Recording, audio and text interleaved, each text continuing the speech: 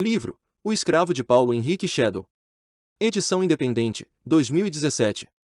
Direito reservados. Editora Resolução Digital. Primeira parte. Nascimento de um escravo. O ano, salvo engano, era de 1596 e novamente, a amável donzela descarregava no porto, novamente, a amável donzela descarregava no porto, vindo navegando de Benguela ou Luanda, quem quer saber ao certo. As mercadorias são todas da África. O capitão Joaquim Adrião Rosendo estava muito contente ao dizer que foram poucas percas dessa vez. Não morreram muitos e os doentes eram poucos.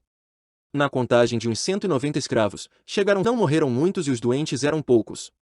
Na contagem de uns 190 escravos, chegaram 168 e era um grande motivo para comemorar.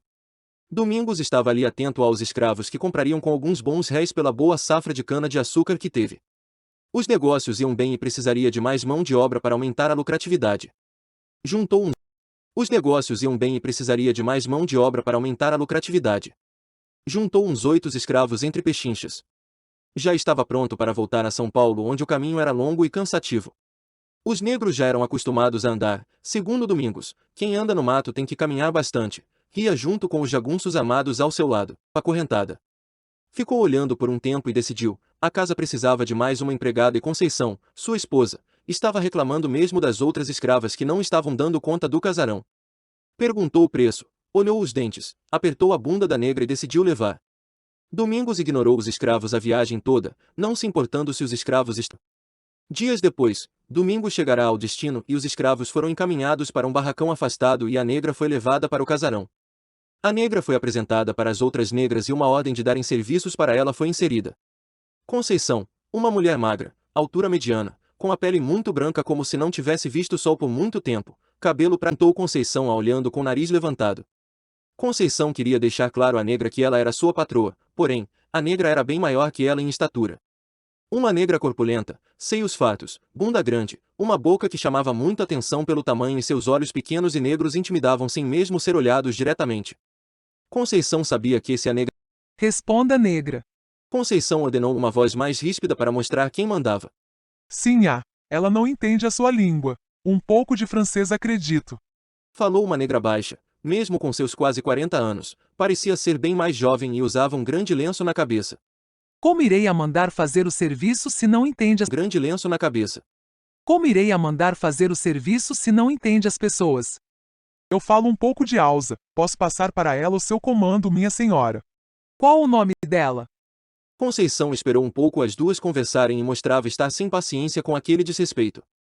Falar em outras línguas como se ela fosse uma estúpida, com aquele desrespeito. Falar em outras línguas como se ela fosse uma estúpida, isso chegava a ser injúria. O nome dela é Adeton e ela veio da Nigéria. Tem 17 anos. Finalmente falou a negra que se chamava Deca. Conceição ficou admirada que uma negra de apenas 17 anos pudesse ser tão grande e ter tanta presença daquele jeito. De apenas 17 anos pudesse ser tão grande e ter tanta presença daquele jeito. Postou-se com indiferença com as informações e deu a ordem para que ela esfregasse o chão da casa inteira.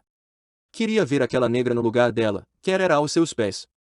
Deca passou as instruções, levou-a onde tinha balde, sabão e água e em pouco tempo a negra se encontrava agachada esfregando de unções, levou-a onde tinha balde, sabão e água e em pouco tempo a negra se encontrava agachada esfregando de um lado ao outro.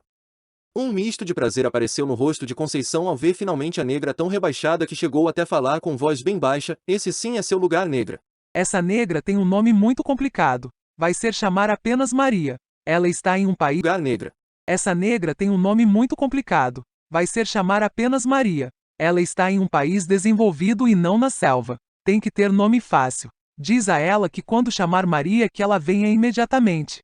Conceição saiu antes mesmo de Deca passar o seu recado. Semanas se passaram e Domingos finalmente começou a ficar passar o seu recado. Semanas se passaram e Domingos finalmente começou a ficar mais em casa. Adeton, que agora se chamava Maria, estava mais familiarizada com alguns comandos em português. Vinha trazer água logo que chamado e saia rapidinho da sala para não atrapalhar. Ao ver a negra limpa indo de um lado para o outro com um rebolado desconcertante, Domingos a encarava sem receio nenhum dos outros perceberem. Batia nas costas do filho, Antônio, com seus 23 anos, um rapaz baixo e muito mal encarado e fazia piada e riam satisfeitos. Conceição olhava aquilo e fechava a cara. Numa certa madrugada, Domingos levantou da cama e saiu do quarto. Quase uma hora depois voltou ajeitando a traição do marido ao se deitar na cama com ela. No outro dia a negra Maria, de cabeça baixa, fazia seus afazeres triste e encolhida. Domingos chegava e batia na sua bunda sorrindo e saía para dar ordem aos outros escravos. Conceição culpava a negra por ser tão atirada e dava ordem a outro negro para castigá-la a cada coisa que ela julgava estar errada. Alguns dou a dar sinal de gravidez. Conceição ficou furiosa e mandou a negra ir embora. Domingos logo se intrometeu e não permitiu. Então começou um período de terror para Maria. Castigos piores aconteciam cada vez que sua barriga crescia. Depois de 7 meses, num chão gelado de um quarto imundo, Maria concebeu uma criança. Assim um menino negro. Maria cansada segurava seu filho e o deu o nome de Bomani, como era o nome de seu pai, e quis homenagear um homem bom chamado Raimundo que veio da Alemanha uma vez ajudar seu vilarejo. Adeton tinha 15 anos quando o conheceu e apaixonou-se perdidamente. Queria se casar com aquele homem e constituir uma numerosa família tendo muitos filhos. Realizado. Contudo, o seu filhinho seria homenageado com o nome do seu grande amor, Bomani, Raimundo. O tempo passava depressa. Bomani já andava enquanto sua mãe tinha que dar conta dos cuidados do filho, da casa, dos caprichos da sua senhora Conceição e do assédio que começou novamente vindo de Domingos.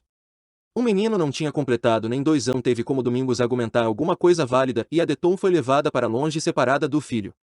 O menino continuou na fazenda. Domingos disse que cresceria e seria um ótimo escravo. Cuidado pela Deca, o menino crescia praticamente preso num cubículo com alguns serviços para fazer.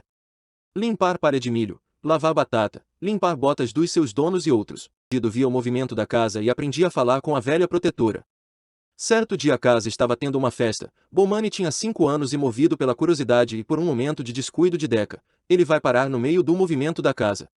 Bomani nunca tinha visto tanta gente diferente e sorria. Logo sua simpatia infantil conquistou admiradores e as mulheres chiques apontavam tanta gente diferente e sorria. Logo sua simpatia infantil conquistou admiradores e as mulheres chiques apontavam sorrindo para aquele neguinho magro e maltrapilho. Certo convidado bem vestido, gordo e já bastante alterado pela bebedeira da festa gritou: Domingos, essa criatura parece muito com você. Todos riram até Conceição chegar e pegar o menino pelo braço e o arrastar para essa criatura parece muito com você. Todos riram até Conceição chegar e pegar o menino pelo braço e o arrastar para fora da sala. Chegando à cozinha, olhou furiosa para Deca e voltou para a festa. No outro dia, foi a primeira surra que Bomani teve na vida. O pior, nem sabia o motivo. Deca machucado esperava a surra acabar para poder cuidar do menino. Nem sabia o motivo. Deca machucado esperava a surra acabar para poder cuidar do menino. Veja, Bomani, você não pode sair quando tiver um monte de gente aqui. Ontem foi um dia especial para a casa. Nasceu uma menina. É filha do Antônio, o filho dos donos da casa. A menina é neta da Conceição. Todos estavam... Por que não? Porque somos diferentes. Se fizer isso de novo, vão bater em você outra vez e em mim também. Você quer isso? Com um olhar temeroso Deca perguntou. Não. Murmurou Bomani. Num tom imponente Deca deu um breve sermão ao menino. Então aprenda. Nunca mais saia às visitas que tenham na casa, e nunca mais faça alguma coisa sem antes falar comigo. E de maneira carinhosa e afirmativa o menino respondeu. Tudo bem, mamãe. Dias se passaram e Maria voltou para casa. Bomani não entendia por que aquela mulher esquisita o abraçava, beijava e chorava. Correu em direção. Sua mãe. Minha mãe é ela. Bomani apontava para Deca. Ela cuidou de você como filho. Eu sou sua mãe verdadeira. Sim, Bomani. Ela é sua mãe. Ela teve que ir embora, mas voltou para você. Não. Você é minha mãe. Saiu o menino revoltado derrubando as coisas que já não era mais uma estranha. Essa chorava todos os dias por causa de outro filho que não estava ali. Quando o menino já estava acostumado com a ideia da sua mãe ser outra pessoa, viu um tumulto e saiu correndo para ver. No lado de fora da casa, Conceição puxava Maria com a ajuda de 2 homens encapuzados. Ela chorava pedindo misericórdia. Gritava que a culpa não era dela. No entanto, Conceição a esbravejava, dizendo que veio para destruir a família se deitando com o marido dela. Bomani correu instinto e tentou defender aquela mulher que diziam ser sua mãe. Levou um safanão, de um dos encapuzados e caiu pesado. O menino observava perplexo aquela mulher ser surrada até a morte. Depois voltaram e o chutaram, cuspiram e foram embora. Conceição chegou perto dele e notou que estava respirando com dificuldade. A Conceição falou com desprezo olhando para o menino. Não era intenção matar sua mãe, só que ela procurou isso. Você, mulher, você é uma porcaria que veio para aterrorizar nossa família. Devia morrer também. Só não mato hoje porque não devemos perder tempo com 2 funerais de porcos. Conceição saiu e Bomani sentiu um abraço. Ao ver Decal pegando com lágrimas nos olhos, o menino falou antes de desmaiar. Mamãe, acabaram. Lágrimas nos olhos, o menino falou antes de desmaiar. Mamãe, acabaram de matar a minha outra mãe. Parte 2. Juventude Negra. Bomani cresceu rápido e aparentava que ficaria um homem enorme. Aos 10 anos já era maior que os meninos de 14 anos daquela região. Não morava no que os meninos de 14 anos daquela região. Não morava no casarão desde os 7 anos, agora fora morar no barracão junto com os outros negros, pois, o Domingos tinha morrido por causa de uma pneumonia e Conceição disse que ele não era mais bem-vindo naquela casa. Passou um ano comendo o que era rejeitado pelos porcos. Vindo naquela casa. Passou um ano comendo o que era rejeitado pelos porcos. Ele foi designado pela própria Conceição para cuidar do chiqueiro. Era proibido de levar comida para ele, só comia o que sobrava das frutas que os porcos rejeitavam. Depois disso foi esquecido um pouco e foi levado para cortar cana. Tarefa de levar barro para fazerem um galpão para o engenho de cana. Carregando pesadas latas, viu uma menina toda de rosa indo para a direção de um açude enquanto as mulheres estavam distraídas. Correu em direção à menina, pois sabia que aquele lugar escondia poças de água no meio do mato que podia com certeza cobrir a menina e o mato era alto de estar à procura da criança. Ao chegar perto da criança ela se assustou e começou a chorar. Bomani a pegou pela mão e ia tirando-a de perto das armadilhas daquele lugar, quando chegaram as mulheres que cuidavam da menina. O que está havendo? Essa menina podia se machucar. É muito perigoso ali. Né? Perguntou uma das mulheres que acompanhava a menina. Sou sim. Rapidamente respondeu Bomani. Obrigado por se preocupar. Essa menininha é a Ana. Ela é a filha do seu patrão. Ele morreu faz um bom tempo. É neta do Domingos. Ela é filha do filho mais velho de Domingos. Bomani não via muito mais contato com o Domingos e com Conceição. Raquel, a mulher de Antônio, era uma mulher elegante, com olhos claros, cabelo loiro, sorriso fácil e muito magra. Ela o convidou para tomar café com eles, como agradecimento por proteger sua filhinha. Bomani foi tímido, caminhando atrás e de cabeça, e foi a primeira vez que Bomani tinha comido um bolo de fubá de Deca sem que tivesse sido entregue às escondidas. Sentou na grama e saboreou com apetite. Fazia tempo que não comia um pedaço de bolo e fazia tempo que não via Deca e sentia saudades. Estava saboreando com prazer com a Ana sentada do lado dele comendo também. Fazendo aqui. Conceição, fui eu que convidei. Ele ajudou hoje. Graças a ele a Aninha está bem. Se os outros negros o virem aqui vão achar que podem ter regalias e vai ser tudo uma confusão sem tamanha. Sai daqui agora. Com uma bengalada na cabeça, o garoto foi enxotado de lá. Ouviu ainda Raquel defender para não apanhar-se caso Conceição se zangasse mais. À noite chovia quando um capanga veio e ficou procurando alguma coisa no galpão. Cutucava um negro aqui e outro até encontrar o Bomani.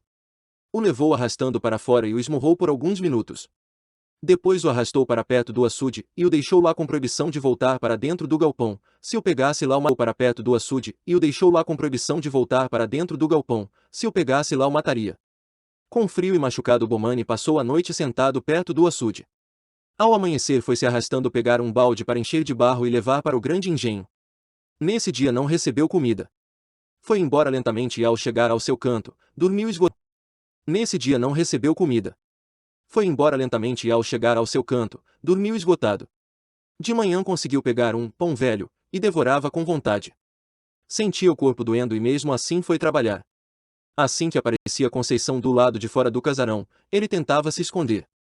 O problema é que se fosse pego no casarão, ele tentava se esconder. O problema é que se fosse pego tentando se esconder, apanharia por não estar trabalhando. Por sorte, nesse dia não apanhou por nenhum motivo que fosse. Os escravos que sobreviviam à travessia, ao chegar ao Brasil, eram logo separados do seu grupo linguístico e cultura africana, sendo misturados com outros de tribos diversas para que não pudessem se com quem convivia e as mudanças de escravos eram constantes. Bomani tinha como obrigação trabalhos na mão de obra para seus senhores, fazendo tudo o que lhes ordenassem, e mesmo assim, sob pena de castigos violentos. Os escravos, além de terem sido trazidos de sua terra natal, de não terem nenhum direito, tinham que conviver com a violência e a humilhação em seu dia a dia, só que pior os maus tratos. Em todos os momentos sobre aquela doutrina severa o menino ficava se sentindo cada vez mais solitário e abandonado. Sua mãe tinha sido morta, sua irmã nunca tinha visto, sua mãe de cria estava isolada em outro lugar e de companhia tinha o ódio de seus donos sem saber o motivo. Certa noite, depois de levar uma surra por uma vaca ter derrubado o balde de leite, tentou fugir. Quando se encontrava longe e perdido, escutou cães ferozes latindo e chegando cada vez mais perto. 4 capangas o procuraram acompanhado de cães, e o encontraram. Os cães próximos de Bomani salivavam ódio o assustando. O menino, depois de levar uma bela surra, teve que vir amarrado, caminhando com os pés descalços e machucados até a fazenda de bambu. Deixaram Bomani por uma semana e se não fosse a velha Deca que corria entre a noite para levar comida e água passando por uma falha na prisão de bambu, Bomani teria morrido. Ao deixarem sair, Deca chorou ao ver que seu menino estava parecendo menor, muito magro e não conseguia ficar de pé. Os olhos fechados, pois a luz do sol machucava, sua pele toda ferida e suas próprias necessidades mistura com sua dor. Conceição olhava e não mostrava um pingo de compaixão. Acredito que esse negro morrerá. Falava Conceição parecendo esperançosa. Não sei, sinhá. Ele está muito fraco. Respondeu um dos seus vários capangas. Bomani, ao sentir o calor do sol em seu corpo, por motivo apenas pessoa estar de pé, com as pernas tremendo, os braços balançando em um corpo agoniado e uma respiração com dificuldades, se manteve assim com os olhos opacos e a boca machucada semicerradas. No seu semblante triste parecia que pedia a morte como recompensa. Conceição olhou por algum tempo, virou as costas e foi-se embora. Bomani fraquejou depois de poucos minutos e sua velha Deca o segurou antes que caísse pesado no chão. Ajoelhada com o menino no colo, Deca chorava copiosamente. 3 anos se passaram e sempre que era possível, Conceição inventava um motivo para Bomani apanhar. Antônio, a pedido de Raquel, enviou Bomani para trabalhar em outro local com desculpa que precisava que ele aprendesse umas coisas de Raquel. Enviou Bomani para trabalhar em outro local com desculpa que precisava que ele aprendesse umas coisas para ajudar na fazenda. Parte 3.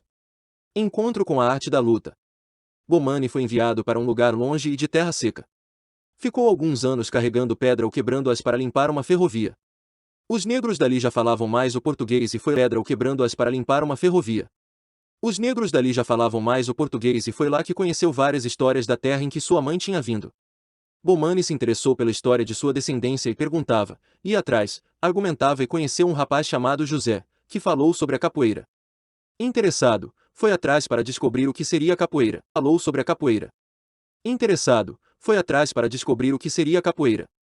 A história da capoeira começou anos atrás, principalmente na região dos Engenhos, onde era produzido açúcar lá no Nordeste brasileiro.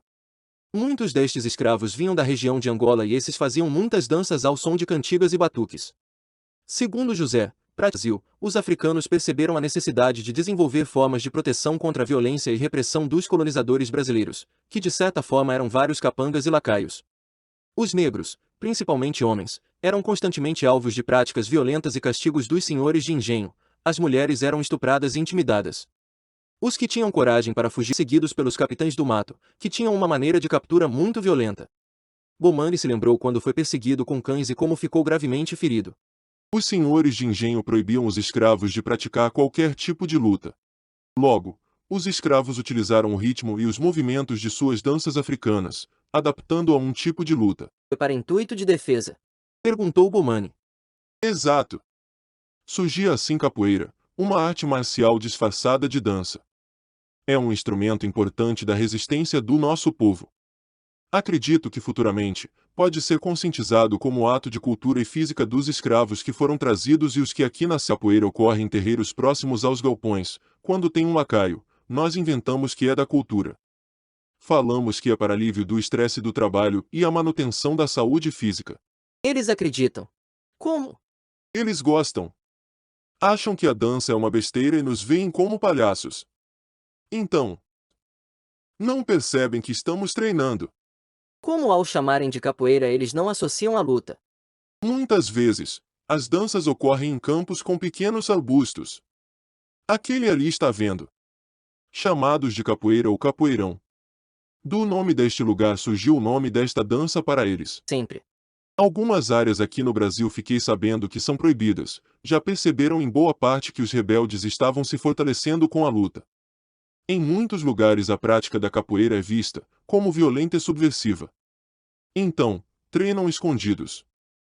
Várias partes ainda não ligaram a dança com a luta. Não escondidos. Várias partes ainda não ligaram a dança com a luta.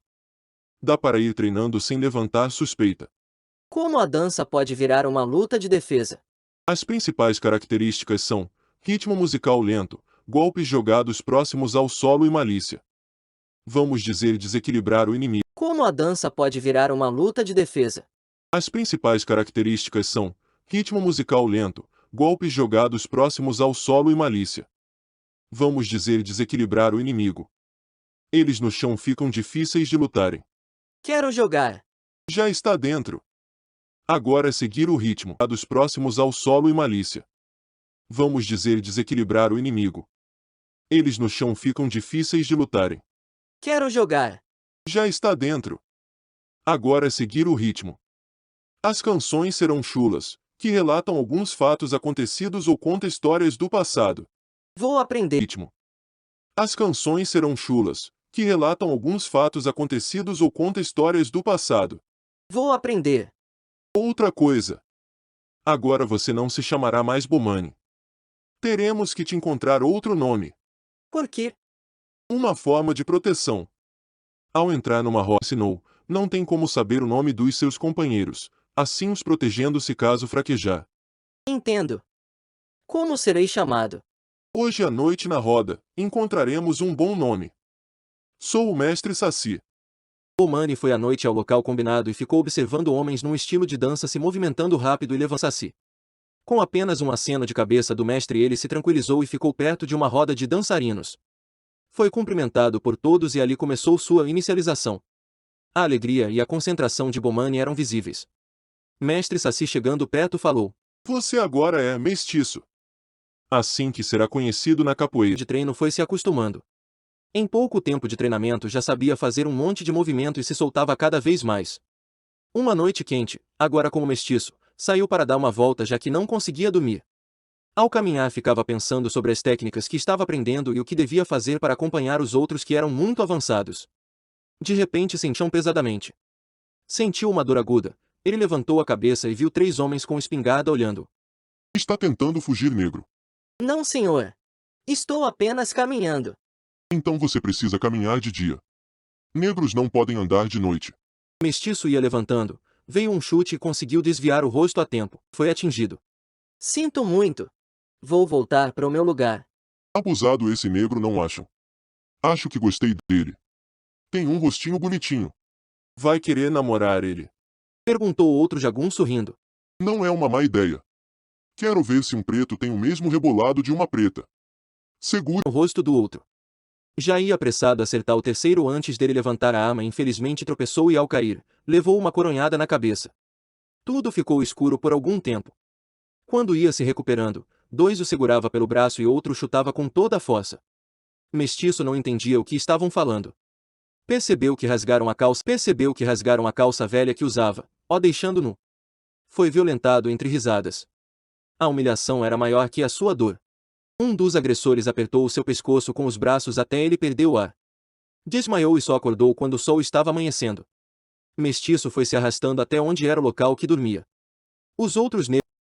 Mestiço foi se arrastando até onde era o local que dormia. Os outros negros, o vendo daquela forma, foi ajudar. Abrigaram-no em um lugar escondido e deram água e alguma coisa para comer. Deixaram-no sozinho, pois teriam que trabalhar, pois, se sentisse falta dos negros, todos iriam ser castigados e torceriam para que não fosse notada a falta dos negros. Todos iriam ser castigados e torceriam para que não fosse notada a falta do mestiço. À noite fizeram uma fogueira e esmagaram raízes para curar o machucado de mestiço. Mesmo humilhado e com dor, mestiço dormiu pesado. Acordou, foi se arrastando trabalhar, com certeza no segundo dia sem aparecer seria notado. A dor era insuportável. Os agressores olhavam para ele e riam. Um deles mandava beijinho e passando a mão por cima da sua calça sobre seu órgão e dizia: amém, minha pretinha. Vou querer mais. No fim da tarde, sendo praticamente carregado pelo mestre Saci, um amigo, mestiço chorava mais por causa da humilhação do que mesmo. Nem toda a dor das surras antes foi tão ruim. O único pensamento era a morte. Queria morrer. Imaginou-se pulando da montanha. Uma corda e uma árvore eram locais propícios à prática de um suicídio. Qualquer coisa para tirar aquele peso de suas costas. Parecia que todos que o olhavam o julgavam. Tinha ódio negro. Quanto mais ódio tinha, mais lágrimas caíam. Estava no limite do estresse. Só a sua morte seria uma saída digna. Mestiço foi trabalhar e tentou imaginar qual a forma mais rápida para morrer e como fazer isso sem ser atrapalhado. Sabia que por ali tinha cobras venenosas, já vira outros negros sendo atacados e mortos por cascavel.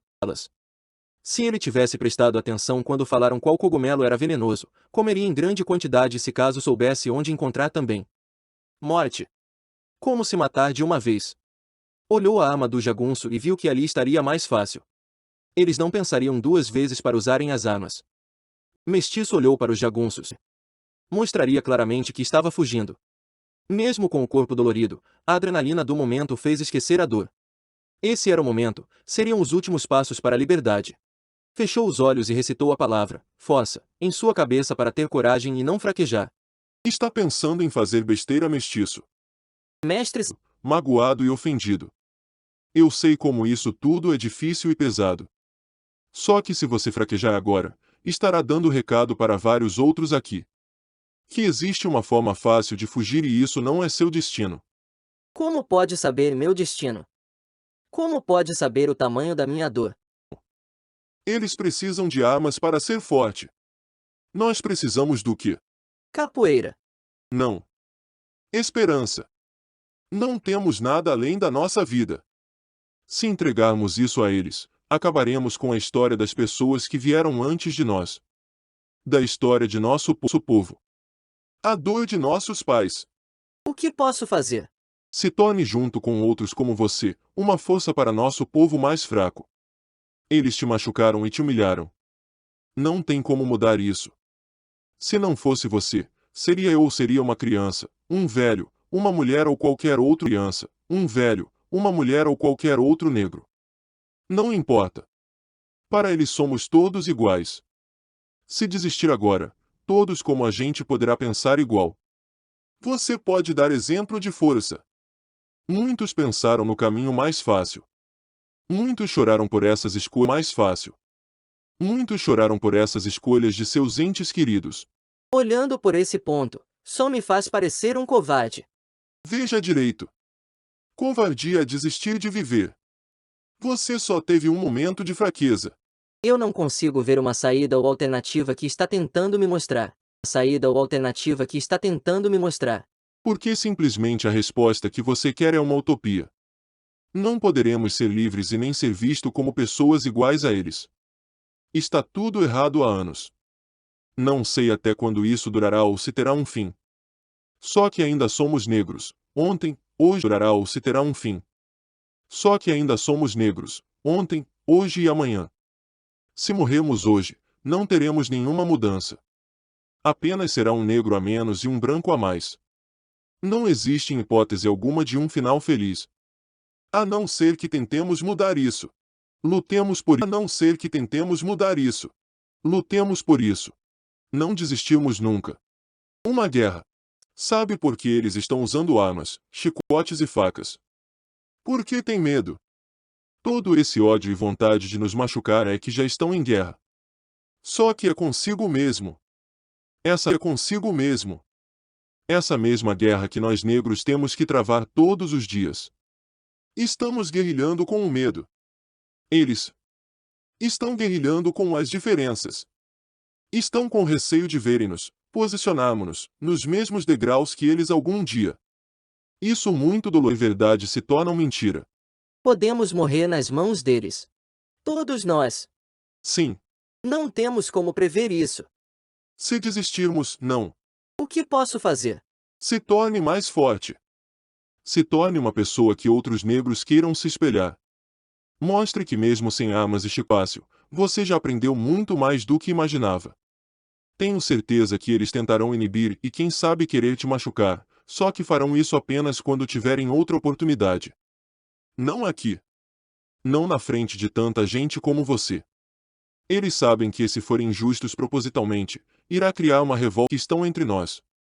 Toda vez que eles castigam um negro é por motivos de desobediência ou por um erro com os seus donos, Isso está vindo desde que éramos poucos e isso foi enraizado no conceito de nosso povo.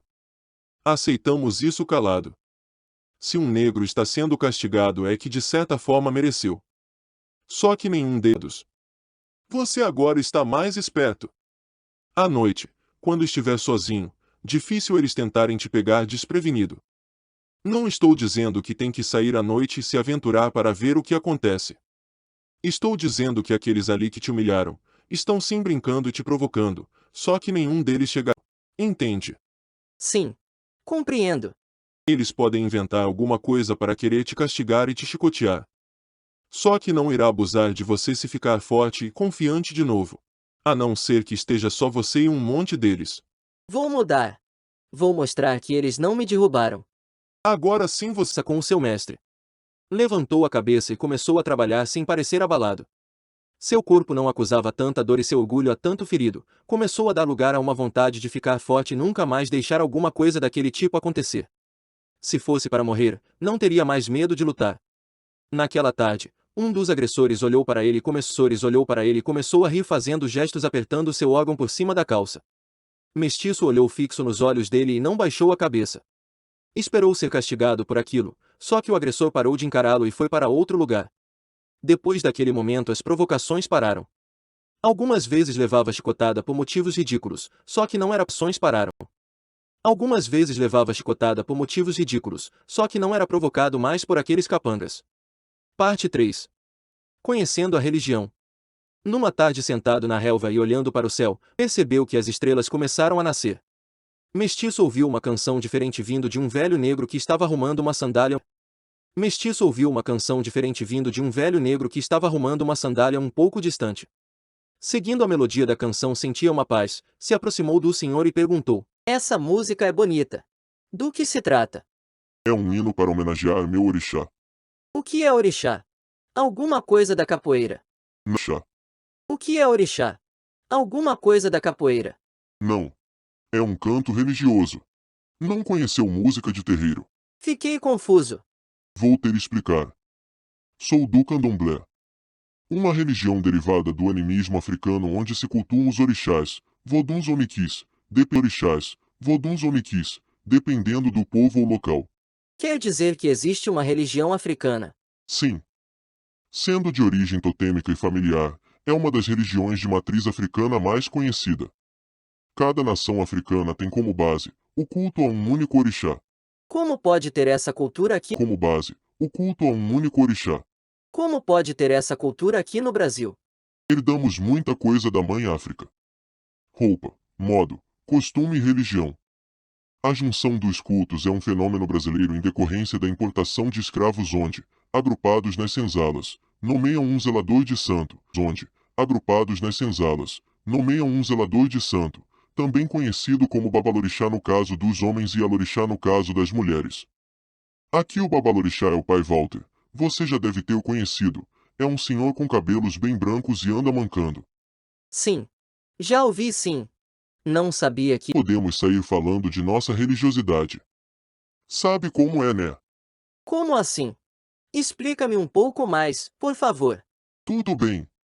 A religião de candomblé tem, por base, a anima, ou seja, a alma da natureza, sendo, portanto, chamada de anímica, diferente da católica que do candomblé. Os sacerdotes africanos que vieram para o Brasil como escravos, juntamente com seus orixás oniquis ou voduns, sua cultura e seus idiomas tentaram de uma forma ou de outra continuar praticando suas religiões em terras brasileiras. São vários costumes e crenças que foram se juntando aqui nesse país. Mas isso fica para cá. Isso é uma riqueza sem tamanho. Nem tudo são flores, infelizmente. Como assim? Temos um problema grande. Embora confinado originalmente à população de negros escravizados, inicialmente nas senzalas, quilombos e terreiros, fomos literalmente proibidos pela Igreja Católica, e criminalizados mesmo por alguns governos. Por que tamanha idiotice? Não é só nosso candomblé que sofre preconceito. Sei de outras religiões africanas, umas mais conhecidas e outras não, que seguem a mesma pressão. Uma que está crescendo que sei é a Umbanda. Já ouvi falar no vodú haitiano, a crescendo que sei é a Umbanda. Já ouvi falar no vodú haitiano, a santeria cubana, e obeia, em Trinidade e Tobago, os Xambos ou Orixa, de origem Yorubá, os quais foram desenvolvidos independentemente do candomblé e são virtualmente desconhecidos por muitos negros. Como o senhor sabe de tudo isso? Me chame de conhecidos por muitos negros. Como o senhor sabe de tudo isso? Me chame de José. Me desculpe, José. Meu nome é. Bem, me chamam de mestiço. Como sabe tanto dessas coisas? Estou andando por aqui já faz 60 anos. Já vi muita gente vindo e indo. Não tenho mais nada para fazer do que aprender com essas pessoas que passam na minha vida muito rápida. Então o que é realmente candomblé? Dança com atabaques. Isso é o significado da palavra candomblé. Com o termo Yorubaila, ou Ilê, que significa casa, portanto, casa dos escravizados, pertencemos a diversos grupos étnicos, incluindo os Yorubás, os Ewe, os Fon e os Bantus. Entre grupos étnicos diferentes está evoluindo diversas divisões ou nações, que se distinguem entre si principalmente pelo conjunto de divindades veneradas, o atabaque, que é a música, essa, por exemplo, que estava cantando rituais. O candomblé é uma religião monoteísta, embora alguns defendam a ideia que é cultuada a vários deuses. O deus único para a nação Quetué é o Lorum, para a nação Bantu é Nzambi e para a nação Jeje é Mavu. São nações independentes na prática diária e, em virtude do sincretismo existente no Brasil, a maioria dos participantes consideram como Igreja Católica. Então por isso acreditam que rezam para vários deuses. Na realidade são grupos que rezam para o seu deus que tem um nome diferente. Pode-se dizer que sim. Os orixás recebem homenagens regulares, com oferendas de animais, vegetais, minerais, cânticos, danças e roupas especiais. Divindade criadora. Essa divindade tem muita importância no dia a dia dos membros do terreiro, mas não são cultuados em templo exclusivo. É louvado em todos os preceitos e muitas vezes são confundidas com o Deus cristão. Isso é até bom, porque assim não somos agredidos por aqueles que dizem que só a católica é a religião certa. Cultua, entre todas as nações, umas 50 das centenas de deidades ainda cultuadas na África. Então, a lista de divindades das diferentes nações é grande e muitos orixás do gueto podem ser identificados com os voduns do Jeje e inquices dos bantus em suas características, mas na realidade não são os mesmos, seus que são totalmente diferentes. Também tem a represália de que fizermos de nossa maneira, seremos castigados. A confusão começa por aí. Como saber separar? Orixás têm individuais personalidades, habilidades e preferências rituais, e são conectados ao fenômeno natural. Toda pessoa é escolhida no natural. Toda pessoa é escolhida no nascimento por um ou vários patronos, orixás, que um babalorixá identificará. Alguns orixás são incorporados por pessoas iniciadas durante o ritual do candomblé, outros orixás não, apenas são cultuados em árvores pela coletividade. Alguns orixás apenas são cultuados em árvores pela coletividade. Alguns orixás chamados Funfun, ou conhecido como entidade branca, que fizeram parte da criação do mundo, também são incorporados. Então os babalorixás têm o dom de fazer tudo isso. Acreditamos na vida após a morte, e que os espíritos dos babalorixás Acreditamos na vida após a morte, e que os espíritos dos babalorixás falecidos possam materializar-se em roupas específicas, são chamados de Babá Egum. Então isso dá certa facilidade a eles. E além de todas essas riquezas, temos que tomar cuidado com o preconceito. Nós para podermos cultuar nossos orixás, Mikis e Voduns, usamos como camuflagem, um altar com imagens de santos católicos e, por baixo, os assentamentos escondidos. Assim, enganamos os opressores os fazendo acreditar que cultuamos a sua verdade. Mas por que isso? A Igreja Católica acredita que o candomblé mente muitos que são católicos criaram esse preconceito mesmo não sabendo que é cultura africana. Como vocês se encontram? Os templos de candomblé são chamados de casas, roças, mas são terreiros. Encontramos-nos perto daquele morro, onde tem um riacho e construímos um templo com bambu. Fizemos um altar, já foi iniciado. Amanhã à noite irá comigo e te apresentarei. Melhor você ir agora para a capoeira, já que irá começar as aulas. Verdade. Espera aí. Como sabe da capoeira? Mestiço. Um nome em comum não acha. Entendi. Até mais, amigo. E a interpretação. Em um dia distraído começou a cantar um hino quando trabalhava e um dos capangas do local escutou, imediatamente chamou outros capangas, acusando-o de bruxaria e adorador do diabo. Juntando em cima dele o amarraram e o prenderam num pau de arara. 100 chibatadas ao som da reza de Pai Nosso. Não satisfeitos, fora deixado preso.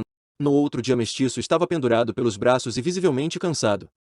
Estava desmaiado quando os outros escravos começaram a chegar. Fora ignorado pelos outros capangas e continuou preso. Meio-dia, embaixo de um sol ardente, suas feridas abertas, moscas o cercavam e Mestiço com os olhos fundos não tinha força e sua respiração estava pesada e com muito negro caiu pesadamente no chão. Só no final da tarde os outros negros puderam chegar perto dele e o carregar para o local de dormir. Deram água e perceberam que estava com febre. Deram um pouco de comida e limparam o corpo dele. Ao amanhecer o chamaram, se ele não aparecesse poderia dar mais problemas. Arrastando e com muitas dores, Mestiço foi fazer as coisas mais fáceis como limpar ou carregar potes de água. Demorou alguns dias para se sentir melhor. Quando estava mais firme voltou à capoeira e ao terreiro aprender mais. Alguns dias se passaram e vieram buscar alguns negros para voltar à fazenda. Mestiço foi um dos escolhidos. Parte 4. Engenho Novo. 4. Engenho Novo. Deca esperava no final da tarde e foi correndo dar um abraço no negro enorme que ela reconheceu ser seu menino. Bomani, meu filho, que saudades. Deca. Saudades também. Você está muito bonita. Fiquei muito velha. 7 anos se passaram. Não está Velha. 7 anos se passaram. Não está velha. Amo você demais. Permaneceram abraçados dois demoradamente. Mestiço não se lembrava de ter sentido tanto carinho assim depois de ter ido embora. Agora ele já estava com 20 anos e o único amor que conheceu era daquela negra baixinha que o abraçava agora. Lágrimas de felicidade conheceu era daquela negra baixinha que o abraçava agora. Lágrimas de felicidade caíram de seus olhos. Um calafrio rolou em suas espinhas quando Mestiço viu na varanda a velha Conceição os olhando com amargura. Querida Deca. Meu nome agora é Mestiço. Assim que eles me chamaram na ferrovia. Muitos daqui não se lembrarão de mim e eu gostaria de continuar com esse nome. Se não for problema para você. Claro, meu menino. Se seu nome é Mestiço, será Mestiço. Não importa o nome que você terá. Sempre será o meu menino. Você sempre será minha negra favorita e sabe disso. Outro longo abraço e Mestiço foi para o barracão se ajeitar. O patrão Antônio estava na frente dos seus escravos para explicar o trabalho que seria feito. Era a nova unidade de produção de açúcar. Compreendia as terras cultivadas, instalações voltadas para a produção de açúcar e moradias. Alguns iriam reformar e construir uma parte da Casa Grande onde era sua residência e de Conceição. Outros iriam reformular a senzala, escravos que trabalhariam no engenho. Antônio disse como imaginava a senzala, porém, Mestiço sabia que a Conceição iria fazer questão de seguir este projeto. Já imaginava um local rústico e pouco adequado à moradia humana com função de estar em péssimas condições. No lugar que os negros dormem ela faria questão de ter correntes onde os escravos eram acorrentados durante a noite, para ia mandar os escravos para fazerem a casa dos trabalhadores livres. A noite anterior já deu a boa notícia a Mestiço que alguns negros de tempo de casa e de confiabilidade irão ter pequenas residências simples que seriam de moradia para os empregados do engenho que não eram escravos. Deca era uma das negras livres e outros que habitariam estas casas são os funcionários do engenho como, por exemplo, cabres das máquinas do engenho e outros funcionários especializados. Estes recebiam salários pelos serviços prestados e, geralmente, eram brancos ou mulatos e alguns raros negros como a Deca.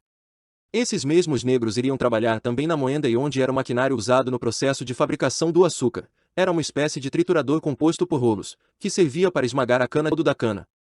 A moenda podia funcionar através da força gerada por bois, água, que era através de moinho de água e também por tração humana.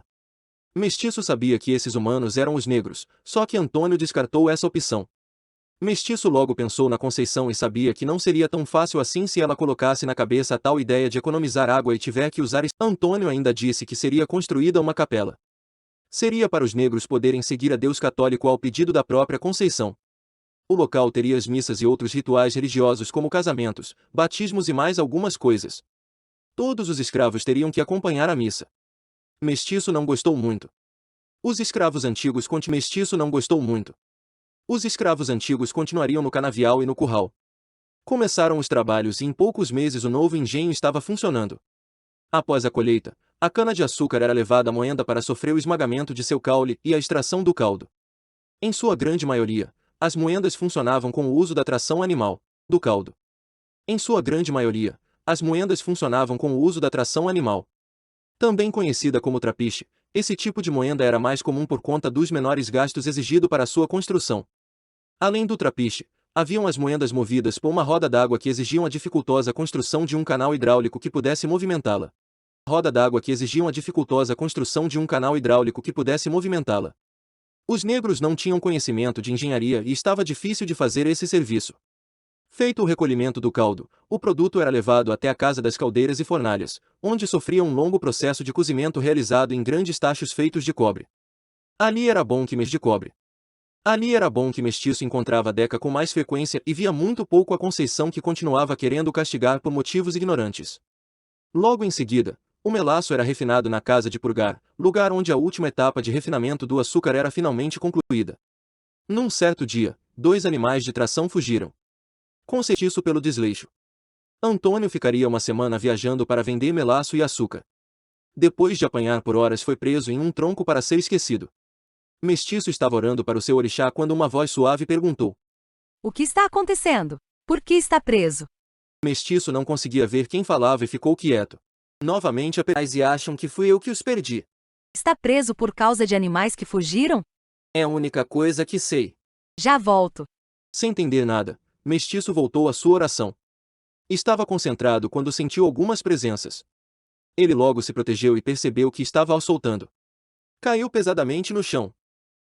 Não devia estar preso. Eu vou saber o que realmente aconteceu. Qual local que você dorme? Na senzala perto do Engenho Novo. Quem é você? Meu nome é Ana Rosa. Quem é você? Mestiço lembrou-se da menina que brincava perto do açude e ele tinha arrumado uma grande confusão por isso. Você é filha de Antônio, quando éramos criança. Sou filho da Adeton, uma escrava há tempo falecida, e sou criado por Deca. Você foi criado pela Deca? Ela é excelente. Não me lembro de você. Chegaram outros negros que tinham sido chamados para ajudar a levar e a limpar o mestiço. Antes de ser carregado, ele olhou Ana e agradeceu. Ele foi levado. No sonho, Ana apareceu sorrindo, sentado num balanço feito num grosso galho de árvore, e do lado uma corda pendia com um negro de branco que estava pendurado pelo pescoço. Ana balançava, se divertindo, e parecia não estar incomodada com aquele morto ao seu lado. Mestiço foi chegando perto e, pela sua surpresa, o negro era ele. Mestiço ficou paralisado e não conseguia ir longe possível. Ana, sem motivo, começou a chorar. Ao ver a menina de novo, seu vestido estava todo ensanguentado e uma coisa parecida com um facão atravessava seu abdômen. Ao ver aquilo, olhou de novo para sua imagem que estava pendurada. Essa imagem o encarava com as mãos ensanguentadas, como se ele o tivesse ferido. Ana. Com um grito de horror, Mestiço, mãos ensanguentadas, como se ele o tivesse ferido. Ana. Com um grito de horror, Mestiço acordou. Os outros negros só levantaram a cabeça e voltaram a dormir. Estavam acostumados a verem os seus terem pesadelos por causa dos maus tratos. Parte 5. Um pouco de música. Os dias passaram pesados e uma crise de tristeza reinava em Mestiço. Os dias passaram pesados e uma crise de tristeza reinava em Mestiço. Sua vida passava como filme em sua cabeça e não conseguia entender por que foi abandonado pelos deuses.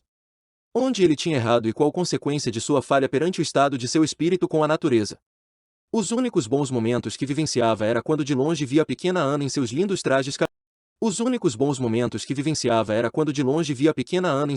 trajes caminhando em direção à grande casa. Um final de semana, a Conceição tinha ido visitar um parente e a fazenda estava mais leve.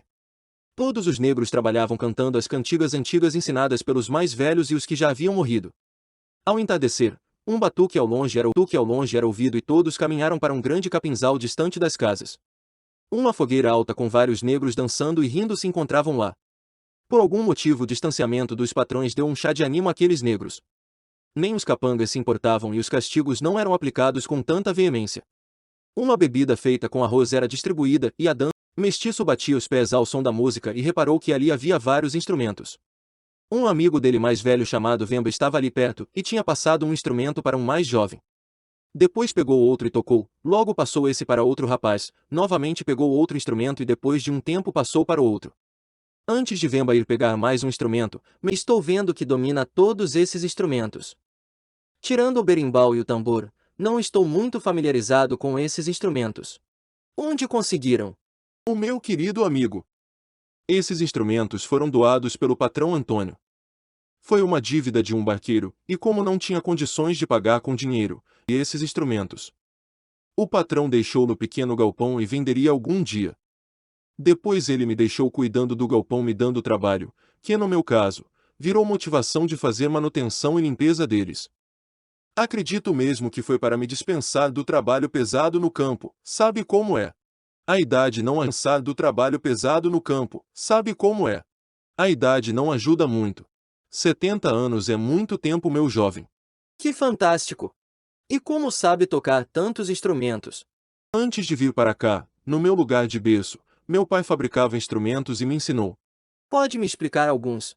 Por favor. Meu pai fabricava instrumentos e me ensinou. Pode me explicar alguns? Por favor.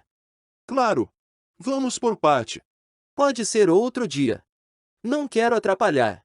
Serão explicações rápidas, para aprender que levam um tempo a mais. Vamos começar pelo afoxé, que é idiofone tradicional aqui no Brasil. De origem africana, constituído por uma cabaça rodeada por miçangas, também que podem ser de materiais diversos, ligadas por uma espécie de rede. Quando o executante as raspas contra a superfície da cabaça, produz o seu som característico. Vema faz o som para mestiço escutas Contra a superfície da cabaça, produz o seu som característico. Vema faz o som para mestiço escutar. Legal. Esse é o agogô. Acho que esse eu já vi. Não tenho certeza. Esse é o idiofone tradicional de metal africana. É constituído por duas campânulas de metal, percutidas por uma vareta do mesmo metal. O agogô de metal é utilizado nas danças de origem africana e similares como capoeira, o que você praticou, e candomblé, a religião que você segue. Esses são alguns exemplos de onde você pode ter visto. Você tem razão. Acho que foi no candomblé mesmo. Exemplos de onde você pode ter visto. Você tem razão. Acho que foi no candomblé mesmo. Esse aqui é o agu. É um aerofone de palheta simples constituído por dois tubos, muito frequente no norte da África. Esse é um pouquinho mais complicado encontrar. Esse é o balafon. É um xilofone artesanal ordenadas, de diversos tamanhos e com cabaças de ressonância por baixo. Tem diversos nomes conforme a região e o país africano. Pode ser conhecido como bala, balo, ponimbo, madimba, kundu, marimbá, valimba, indara, xijimba, silimba, medza, diomoro, rongo, miramutondo e acadinda, calamba, ilimba, baza, dimba, madimba, dipela, elon, dzil. Nossa! Como guardou tudo isso? 70 anos de música, meu filho. Esse é bendira. É um membranofone com origem no norte de África, se não me engano, designadamente em Marrocos, no interior, junto à pele. E esses dois aqui você vai conhecer. Sim. Berimbau e cachixi. Sim. Muito bem. O berimbau é instrumento de percussão em forma de arco retesado por um arame e uma pequena cabaça de ressonância, trazido da África para o Brasil, onde é muito utilizado percute-se com uma pequena vara. O cachixi é um instrumento tradicional brasileiro usado também pela capoeira. É constituído por um cesto de vinho em forma de chocalho encerrado no fundo uma cabaça que contém sementes. É ótimo para manter o ritmo na luta. Esse tem um nome difícil. Chama-se chiquitizi. É uma palavra xangana, alho de mão constituído por uma caixa feita de caniço fino e sementes ou pequenas pedras no interior. Trata-se de um instrumento essencialmente tocado por mulheres e em festas de casamento. Observe-as ali, tocando graciosamente. Verdade. Esses dois acho que você conhece também. Esse aqui se chama congo nos ritmos do Caribe e no candomblé. É um tambor alto com sonoridade grave, de altura regulável. Pode ser tocada com os dedos e as mãos. E esse é a cuíca. Instrumento de fricção de origem bantu, foi originado aqui no Brasil, muito usado nas festas. Aparentemente é um tambor, a fricção da vara que produz esse som ritmado. Conheço sim. Já tentei a cuíca. Esses aqui são os djembe, que é um tipo de xilofone nativo do Congo. O djembe, que é um membranofone de origem africana da Guiné, pertencente à família dos tambores de taça. Tem um corpo de madeira esculpido em forma de cálice. O ganzá, que é um instrumento musical de percussão, semelhante a um chocalho, originalmente feito de gomos de bambu grosso com sementes em seu interior. Aqui está a gaita, que é um aerofone de palheta dupla do norte de África usado pelos encantadores de serpentes. Aqui está um calangu, é da família membranofone africano. Nosso paqui de instrumentos. Sim, e ele nem sabe o valor cultural que isso tudo envolve. Por exemplo, aquele ali na mão de Kulumba. É uma calimba que é instrumento africano de caráter religioso constituído por cerca de 22 a 28 placas metálicas sobre uma pequena caixa de madeira, tocadas com os dedos do executante. Sariana. Acho que ouvi falar desse uma vez. Em sequência ali no canto da roda, tá vendo? Começa pelo corá, que é cordofone africano do Senegal com caixa de cabaça e pele esticada, com braço de madeira, duas pegas e cordas de nylon dedilhadas. A lira africana, que é cordofone dedilhado, é um instrumento. A lira africana, que é cordofone dedilhado, é um instrumento muito antigo e construído de modo bastante rudimentar. Tem o kiisanga, que é um instrumento angolano constituído por pequenas barras de metal de diversos tamanhos, presas a uma base de madeira e tocadas pelos dedos polegares. Aquele outro eu conheço. Acho que é leco ou ré. Madeira e tocadas pelos dedos polegares. Aquele outro eu conheço. Acho que é leco ou rego. Poxa! Acho que estou confundindo. Acredito que você queira dizer reco-reco, que é idiofone tradicional com formas muito variadas, pertence à família dos idiofones de raspagem, dentro do grande grupo dos instrumentos de percussão. A família dos idiofones de raspagem, dentro do grande grupo dos instrumentos de percussão. Uma vara de madeira mais fina raspa a parte que tem acordes ou saliências, produzindo-se um timbre muito característico. Isso mesmo. Aqui não está a senza, que é um instrumento feito de lâminas de metal. Este tipo de idiofone está espalhado um pouco por toda a África. Aqui infelizmente vi muito pouco. Está faltando também a oud, que é também chamado barba, é cordofone dedilhado originário do norte de África, com braço curto e caixa de ressonância em forma de pera, sendo as costas abauladas. Africana. Muito interessante tudo isso. Venha fazer umas aulas. Esses que estão tocando vão à noite segundas e sexta aprenderem. Vai lá também. Vou com certeza. Adorei as explicações e vou precisar de mais, porque é muita riqueza junta aqui. Então vai se divertir. Ótimos músicos entre a gente. Vou adorar. Obrigado. Mestiço saiu dançando super feliz em sentir um pouco sobre a cultura de seu povo. No meio de rodopios, Mestiço percebeu que a turma ia ficando em alvoroço e se aquietando. Olhou para o lado onde os olhos estavam direcionados e viu a Ana e mais duas acompanhantes ali, observando a se formar. Sem entender o real motivo, Mestiço foi batendo palmas em direção a Ana e a puxou para dançar. No começo pegou todo mundo de surpresa, e a Ana aos poucos ia perdendo a timidez e ia girando com seu companheiro no chão duro de terra e começava a sorrir. O som começou a aumentar e a alegria voltou junto com o ritmo da música. Em pouco tempo as companheiras e a festa seguia com toda alegria. Depois de muito dançarem e brincarem, a Ana acusou cansaço e fez sinal que ia dar uma volta. Mestiço saiu junto com ela e se afastaram um pouco da música e do pessoal que continuavam a dançar. Foi muito divertido, Raimundo. Gostei demais. Lembra do meu nome? Deca só fala de você. Ela tem muito. Deveria saber. Acho estranho esse nome. Só que assim que deseja. Tudo bem para mim. Parece decepcionada. Bomani Raimundo é o nome que sua mãe te deu. Não devia mantê-lo? Entendo. Não fique chateado. É apenas o que acho. Devia respeitar a memória de sua mãe. Estou fazendo isso. Minha mãe protegendo o seu nome. Não entendi. Compreensível. Vou te explicar. Sente-se aqui, por favor. Mestiço mostrou uma pedra de frente ao açude e sentou do lado de Ana. Ana, quando nasci, com certeza minha mãe deu o meu nome em relação aos negros e sua cultura. Crescendo eu não entendia e sua cultura. Crescendo eu não entendia a diferença de ser um homem negro e um escravo.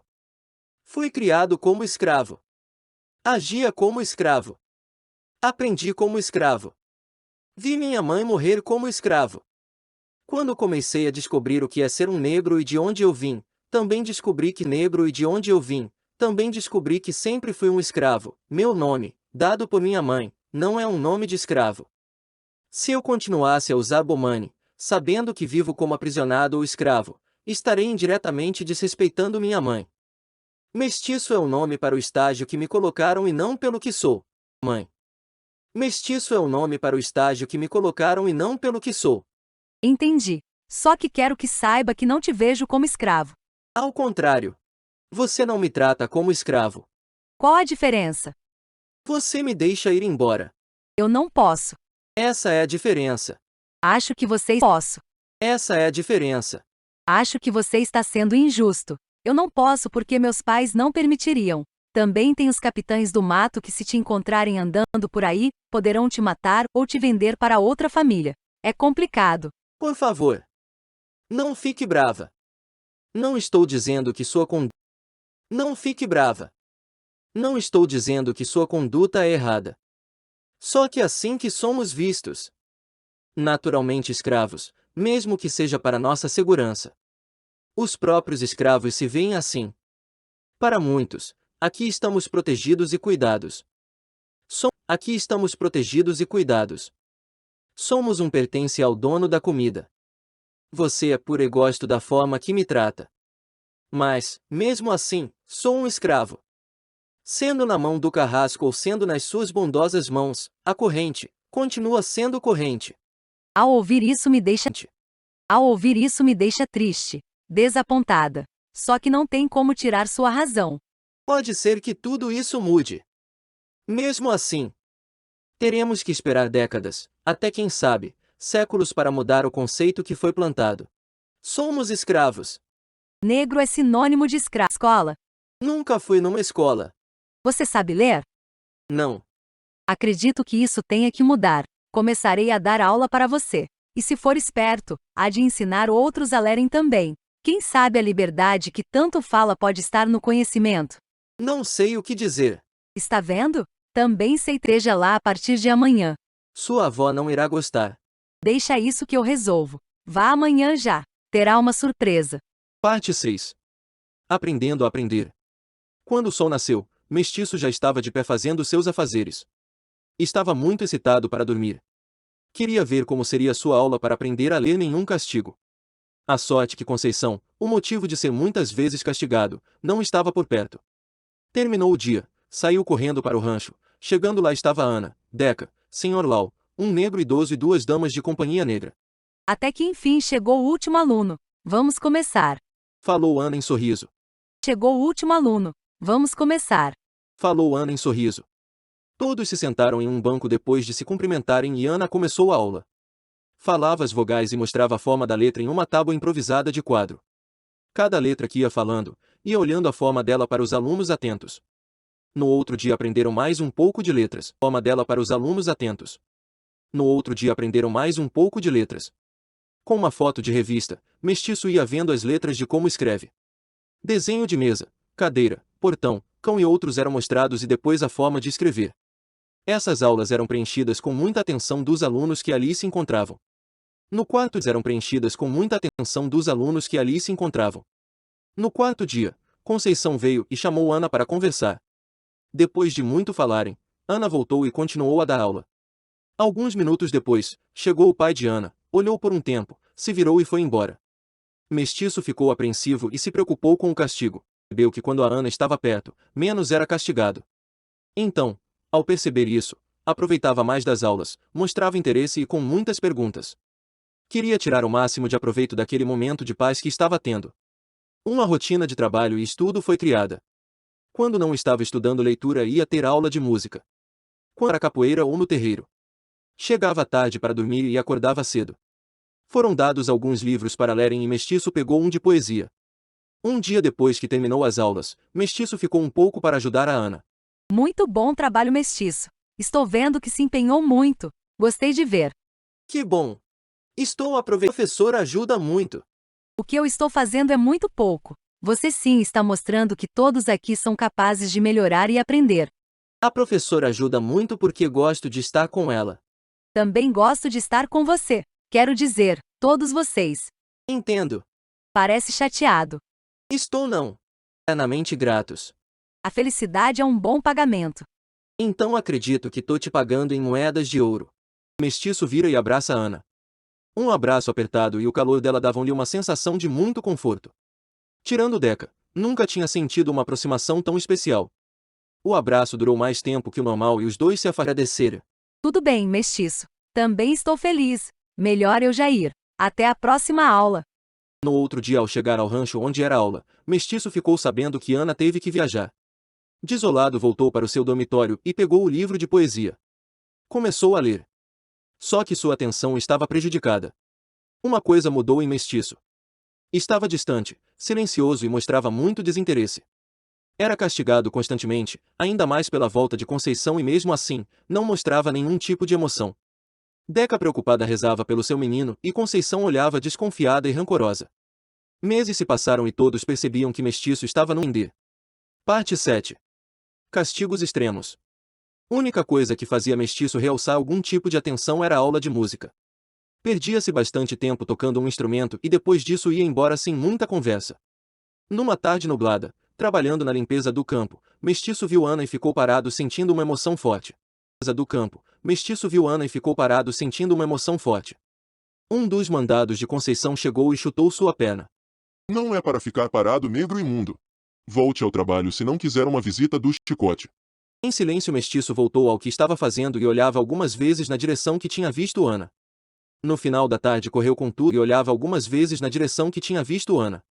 No final da tarde correu com tudo que tinha até o rancho, ao ponto de 2 jagunços quase partir de cavalo atrás dele pensando que estava tentando fugir. Chegando ao rancho viu com decepção que Ana não se encontrava lá. Voltou cabisbaixo para onde dormia e essa noite não foi a aula de música. Mestiço não conseguiu. Voltou cabisbaixo para onde dormia e essa noite não foi a aula de música. Mestiço não conseguia dormir. Levantou-se e ficou sentado perto do açude. Olhava o céu nublado e tentava entender o que estava acontecendo. Sem perceber, o sol já estava nascendo e se levantou em contragosto para trabalhar. Deca veio na hora do almoço e se levantou em contragosto para trabalhar. Deca veio na hora do almoço e disse que tinha um recado para ele. O entregou uma folha dobrada, beijou o rosto do seu menino e voltou para o casarão. Mestiço guardou a folha, sabia que uns dos jagunços vissem, iriam tomar dele e ainda castigá-lo sem ele saber o que tinha no papel. Final da tarde, foi para onde dormia e ainda castigá-lo sem ele saber o que tinha no papel. Final da tarde, foi para onde dormia e pegou o papel molhado pelo seu suor. Começou a ler. Mestiço. Queria poder conversar com você hoje se caso puder. Fui ontem à aula de música e não te encontrei. Acredito que tenho que te explicar por que deixei de te encontrar. Acredito que tenho que te explicar por que deixei de te dar aulas. Se puder, por favor, apareça hoje à noite perto do casarão. Estarei com uma acompanhante. Espere-me lá umas 9 da noite que será o horário que todos estariam fazendo uma reunião no casarão e não vão reparar que não estou em casa. Estou em casa. Estarei perto de onde tomamos o café. De sua professora e amiga. Ana. Mestiço leu várias vezes. Sabia que estava lendo as palavras e mesmo assim não acreditava. Saiu e foi ao local de encontro, foi mais cedo que devia, porém, não sabia exatamente quando eram as 9 da noite, mesmo terava na ferrovia. Logo seu coração disparou quando viu Ana em companhia de uma negra. Oi, dona Ana. Recebi o seu recado. Boa noite, Mestiço. Só um momento. Verusca, por favor, espere-me aqui enquanto converso com ele. Sim, sinhá. Mestiço e Ana caminharam lado a lado até ficar um pouco distante da companhia. E parei as aulas sem avisar. Espero que não esteja zangado comigo. Não. Claro que não. Eu confesso que fiquei preocupado. Não entendi o que aconteceu. Só que continuei estudando e lendo os livros que deixou. Você é um ótimo aluno. Escrevi sabendo que iria ler e entender tudo. Espero. Eu queria saber o porquê foi embora. É complicado. O que é complicado? Dar aula para gente. Não, amo dar aula. Amei ser professora. É complicado por quê? Bem, não sei como falar. Está doente. Não, estou bem.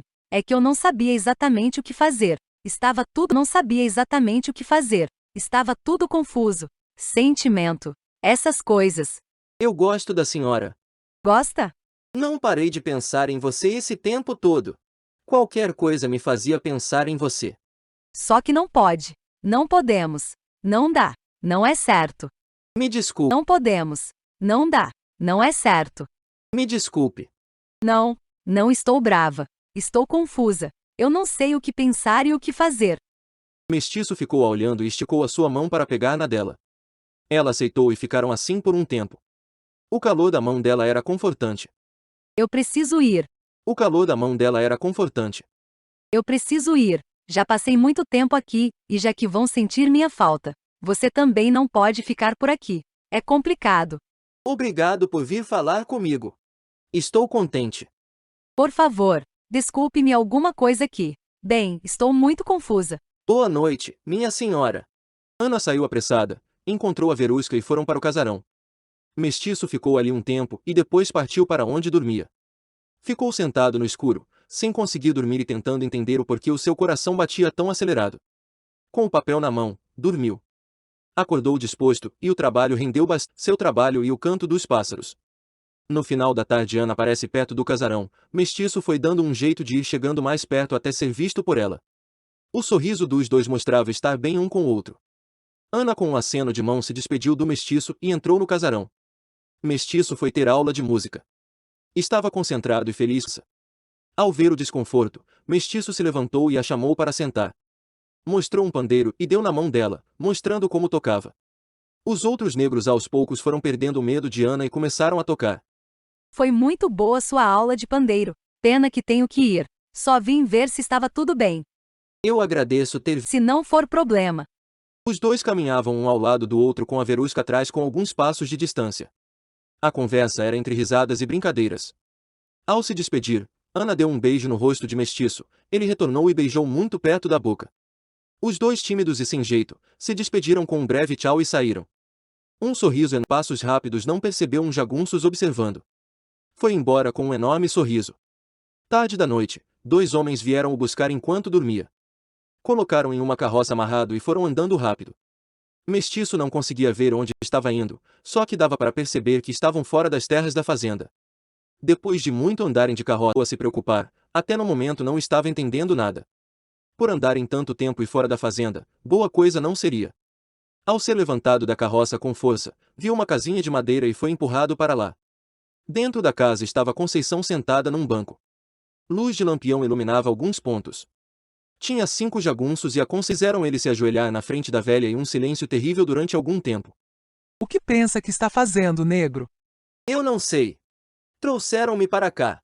Quem você pensa que é? Se misturando com minha Dociana. Ela é delicada, bobinha, de um coração bom, e você querendo aproveitar dela? É isso, seu negro imundo? Bom, e você querendo aproveitar dela? É isso, seu negro imundo? Senhora, não fiz nada para Dona Ana. Ela só foi nossa professora de leitura por um tempo. Mais nada, além disso. De noite você estava com ela e estava abusando da sua inocência. O que acha que devo fazer sobre isso? Não estava Abusando da sua inocência. O que acha que devo fazer sobre isso? Não estava fazendo nada. Juro. Ela só foi ver e entender sobre música. Mais nada. Todos respeitaram a Dona Ana. Todos. Menos você. Porque você se acha especial.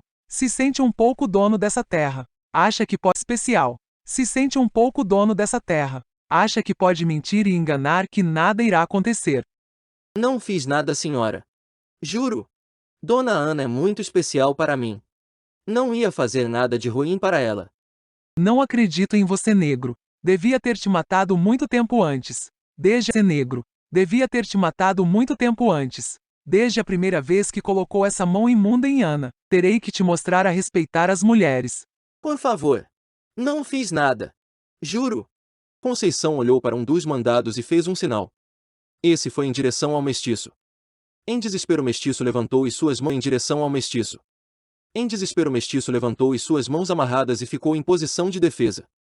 Quando o mandado tentou segurar, mestiço girou com uma das pernas levantadas e acertou o pé na cara do jagunço.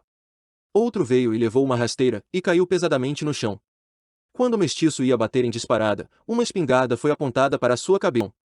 Quando o mestiço ia bater em disparada, uma espingarda foi apontada para a sua cabeça. Outro homem com cara muito fechada chegou e acertou o rosto de mestiço com um pedaço de pau. Mestiço foi amarrado de uma forma que o obrigava a ficar de pé. Levou alguns murros e chutes. O abandonaram com a promessa de Conceição que voltaria. Com jagunços na casa, Mestiço passou a noite pendurado e machucado.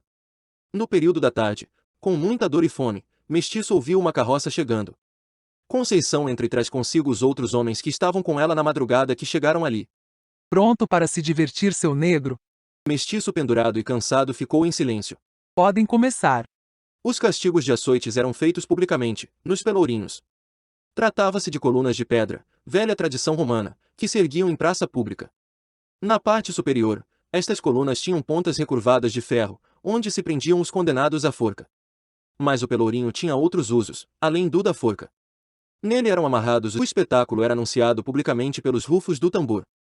E grande multidão reunia-se na Praça do Pelourinho para assistir ao látego do carrasco abater-se sobre o corpo do próprio escravo condenado, que ali ficava exposto à execração pública. A multidão excitava e aplaudia, enquanto o chicote abria estrias de sangue no dorso nu do negro escravo. Só que naquele caso, a única espectadora era Conceição, visivelmente excitada com o acontecimento. Quando o chicote batia na carne, o sangue subia, os olhos de Conceição se abriam em um sorriso no rosto de satisfação. Depois de se sentir saciada, ordenou que parassem e se retirou. Acho que hoje nos divertimos bastante, negro. Por favor, não morra agora. Acho que hoje nos divertimos bastante, negro. Por favor, não morra agora. Ainda temos muito que nos divertir. Voltarei depois. Foi embora enquanto o pobre do mestiço foi arrastado para dentro da casa. Jogado num canto, acabou desmaiando de dor. Acordou no meio da madrugada gritando.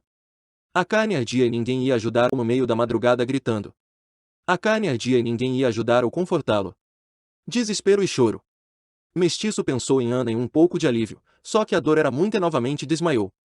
Acordou e uma tigela de água e um pão velho escuro estava do seu lado. Bebeu com dificuldade a água e depois comeu. Sentiu-se um pouco melhor. Bebeu com dificuldade a água e depois comeu. Sentiu-se um pouco melhor. As costas ainda ardiam ao ver um dos capangas de Conceição se encolheu no canto e ficou quieto. O dia passou penoso e a noite com o corpo ainda doendo, Mestiço pensava em Ana para tentar se acalmar. No outro dia, ao ouvir a carruagem chegando, Mestiço se encolheu e entrou com os capangas do lado, um carregava um instrumento na mão. A palmatória era outro instrumento de suplício muito empregado aos castigos dos negros. Consistia em dar pancadas com a palmatória nas palmas das mãos estendidas. A intenção era provocar violentas equimoses e ferimentos no epitélio delicado das mãos. Obrigou Mestiço a ficar com as mãos abertas em sua mão. Mestiço chorava de dor e ninguém ligava. Ao se sentir satisfeita com o que via, fizeram Mestiço sair e o jogaram em cima de um formigueiro. As formigas de fogo são muitíssimas agressivas e Mestiço com as mãos feridas sentia dificuldade de se levantar e expulsar elas de seu corpo. Todos riam muito com aquela cena. Coloque ele para dormir. Mandou Conceição. O tronco foi instrumento usado em toda a América escravocrata para a contenção do negro escravo. Era um grande pedaço de madeira retangular, aberto em duas metades, com buracos maiores para a cabeça, menores, para os pés e as mãos do escravo. Para colocar-se Mestiço no tronco, abriram-se as suas duas metades e se pulsos, nesse caso foram os pulsos dele, depois fecharam as extremidades com um grande cadeado. A finalidade principal do tronco era a contenção do negro escravo turbulento ou que tivesse cometido qualquer falta. Mas convertia-se também num instrumento de suplício se levar em conta a imobilidade forçada que provocava o negro escravo e a impossibilidade em que ficava de defender-se contra mosquitos, ratos, ou mesmo satisfazer os atos elementares da vida fisiológica.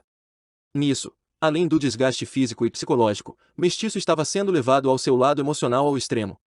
Depois de cada noite, Mestiço era preso a uma coisa diferente. O mais usado era o cepo, que consistia num grosso tronco de madeira que o escravo carregava a cabeça preso por uma longa corrente a uma argola. Outros de correntes e argolas estão o libambo, a gonilha e a gargalheira. Libambo vem do quimbundo lubambo, corrente. Extensivamente é toda espécie de corrente que prendia o escravo.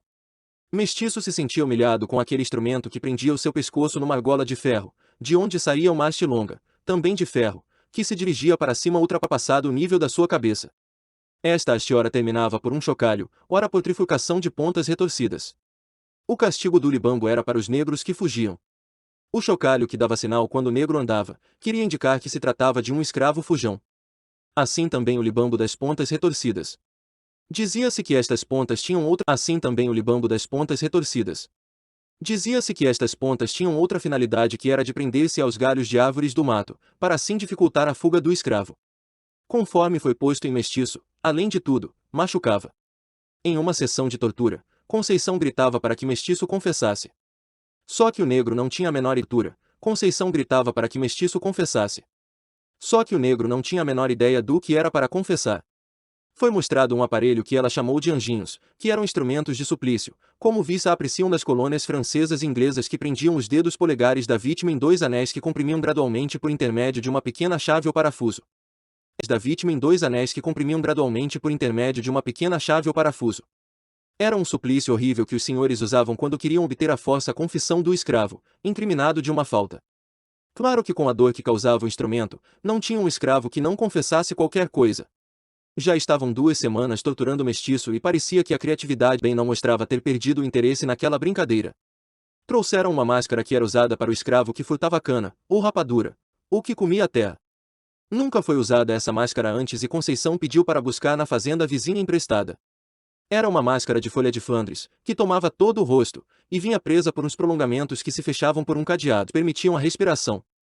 Mestiço com a máscara não podia comer nem beber, sem permissão, e ficava neste suplício muitas vezes o dia inteiro. A placa de ferro prendia do pescoço onde estava presa. Este tipo de aparelho era servido também para indicar o negro ladrão e fujão. Mestiço se sentia cada vez mais lixo. Um aparelho novo foi. Era um instrumento de ferro que se abria em 2 metades e se fechava por intermédio de um parafuso. Nele, havia buracos grandes e pequenos para os pés e para as mãos que eram presos inversamente, ou seja, mão direita com pé esquerdo, mão esquerda com pé direito. Mestiço ficou pendurado por 2 dias totalmente nu e sendo espancado às vezes. Mestiço, já mente com a fome e cansaço, já estava se entregando. Ia começar a suplicar para matá-lo quando ouviu a charrete parando. Não conseguia falar direito e nem chorar mais. Por favor, mate-me! Mestiço pediu para um dos mandados. Quando o homem foi responder, a porta abriu num estalo. Tirem ele daí agora. Ana entrou gritando realmente fazer. Nisso entra Antônio e confirma com a cabeça o pedido da filha. O homem foi rápido em abaixar Mestiço e tirar do viramundo. Mestiço olhou Ana com uma mistura de alegria e vergonha por estar daquele jeito, foi pedir desculpa e acabou desmaiando. Parte 8. Não morra, Mestiço. Mestiço abriu os olhos, em seu lado. Carbon. Sou eu, a Deca, vou cuidar de você, meu amor. Ana. Quer comer alguma coisa? Você precisa comer. Está há 2 dias dormindo. Ana. Ela não está aqui, meu filho. Ela vem todo momento aqui perguntar de você. Precisa comer para ficar forte. Deca deu uma sopa para Mestiço em a perna de tanta dor que sentia. Depois de ter comido um pouco, fechou os olhos e dormiu. Quando novamente acordou, Deca continuava lá. Percebeu que estava anoitecendo e ainda sentia muita dor. Suas mãos enfaixadas e uma grande dificuldade de abrir um dos olhos que com certeza estavam inchados, sentia dificuldade de entender o que estava acontecendo no momento. Com muito, meu filho. Estamos preocupados com você. Precisa comer e beber água. Quanto tempo estou aqui? Se a Conceição souber, vai penalizar você. Preciso sair daqui. Antônio deixou você ficar aqui. Posso cuidar de você. E a Ana? Ela acabou de sair daqui. Vamos comer alguma coisa? Um bolo de fubá, frutas e água. Mestiço comia desesperadamente, mesmo com dor. Depois de se sentir satisfeito, encostou a cabeça na parede tentando aproveitar aquela sensação boa. Dorme, meu filho. Descansa para ficar forte. Amanhã vai estar tudo bem. Estarei aqui, não se preocupe. Obrigado por cuidar de mim. Carinhosamente e de uma forma que Mestiço não sentiu dor. Alguns minutos depois, Mestiço dormia com um sorriso no rosto. Mestiço acorda assustado com um barulho. Um cara encapuzado na frente da sua cama e a olhar de relance viu Deca no chão. O encapuzado levanta um facão acima da sua cabeça e no instinto, mesmo muito machucado, com o pé, Mestiço facão acima da sua cabeça e no instinto, mesmo muito machucado, com o pé, Mestiço acertou o rosto do agressor. Levantou-se e quando o encapuzado se recuperou, levou outro golpe de Mestiço, um giratório estilo estrela e os dois caíram no chão. Com o tombo, a dor de Mestiço quase o fez desmaiar. Ele sabia que se fraquejasse, ele e Deca morreriam, quase o fez desmaiar. Ele sabia que se fraquejasse, ele e Deca morreriam. Ele precisava defender a Deca de qualquer forma. Levantou-se com uma enorme dificuldade, mãos enfaixadas e a cabeça doendo, acertou o pé no peito do agressor quando tentava se levantar de novo. Mestiço sentiu um mal-estar e se ajoelhou. O agressor aproveitou e enfiou o facão no ombro de novo. Mestiço sentiu um mal-estar e se ajoelhou. O agressor aproveitou e enfiou o facão no ombro de Mestiço. Um grito de dor e com um salto para trás, acertou os dois pés no encapuzado. O agressor levantou com dificuldade e Mestiço também se levantou e mesmo cambaleando foi na direção do outro que se afastou. Mestiço olhou para Deca e continuou indo na direção do agressor. Deca, mesmo assustada, correu em direção ao seu menino e antes que ele caísse pesadamente no chão ela o segurou. Algum tempo depois chegou Antônio e depois a Ana. Vendo aquilo, ficaram preocupados enquanto Deca explicava o que tinha acabado de acontecer. Ana, chorando, dizia que Mestiço tinha muita dificuldade de respirar. Com ordem de Antônio. Ao amanhecer o médico chega. Olha criteriosamente o pobre do negro em sua frente e balança a cabeça negativamente. Sinto muito. Dificilmente ele sobreviverá. Seu corpo está muito judiado e parece que perdeu muito sangue. Não tenho muito o que fazer. Deca e Ana choram ao ouvir a notícia. Eu preciso que o leve. Pode ser que eles voltem. Falou Antônio distante dos outros só para o médico. Onde que eu deixarei esse negro? Não sei, doutor. Só que é injusto para ele, minha filha e para mim. Não sabemos o que ele fez exatamente para minha mãe ter o castigado tanto assim. Porém, parece que esse negro não fez nada. Se ele morrer aqui, minha mãe terá sérios problemas. Não sei o que fazer. Pago bem. Apenas tire ele daqui. Se morrer, que infelicidade, se sobreviver, continuará sendo apenas um negro. Todos vão acabar esquecendo o ocorrido. Tudo bem. Inventaram uma cirurgia para tentar salvar Mestiço e os levaram uma carroça como se fosse uma trouxa de roupa suja. Deca começou todo dia em um canto rogar para todos os deuses cuidar do seu menino. Cada dia que passava mais aflita ela e Ana ficavam. Quase 2 meses depois, Deca varrendo a área do casarão quase desmaia ao ver Mestiço vindo pelo estradão. Saiu correndo como pôde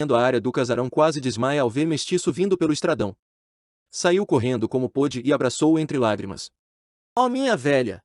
Não pode correr assim. Pode se machucar. Você está vivo, meu amor. Sabia que os meus orixás protegeriam você. Estou bem. Como se comportou quando... Não você. Estou bem. Como se comportou quando estive longe? Estou com muitas saudades. Agora estou muito feliz. E a Ana? Ela está bem. Foi fazer uma visita na fazenda vizinha, já que ela está de volta. Deca para de falar quando viu que Mestiço olhava sério para um lado. Quando ela olhou, viu a Conceição de pé os olhando. Meu filho, cuidado. Você acabou de chegar. Não se preocupe, minha velha. Está tudo bem. Mestiço deu um beijo na testa de Deca e foi para o local que ele dormia. No final da tarde Antônio chegou e foi conversar com Mestiço.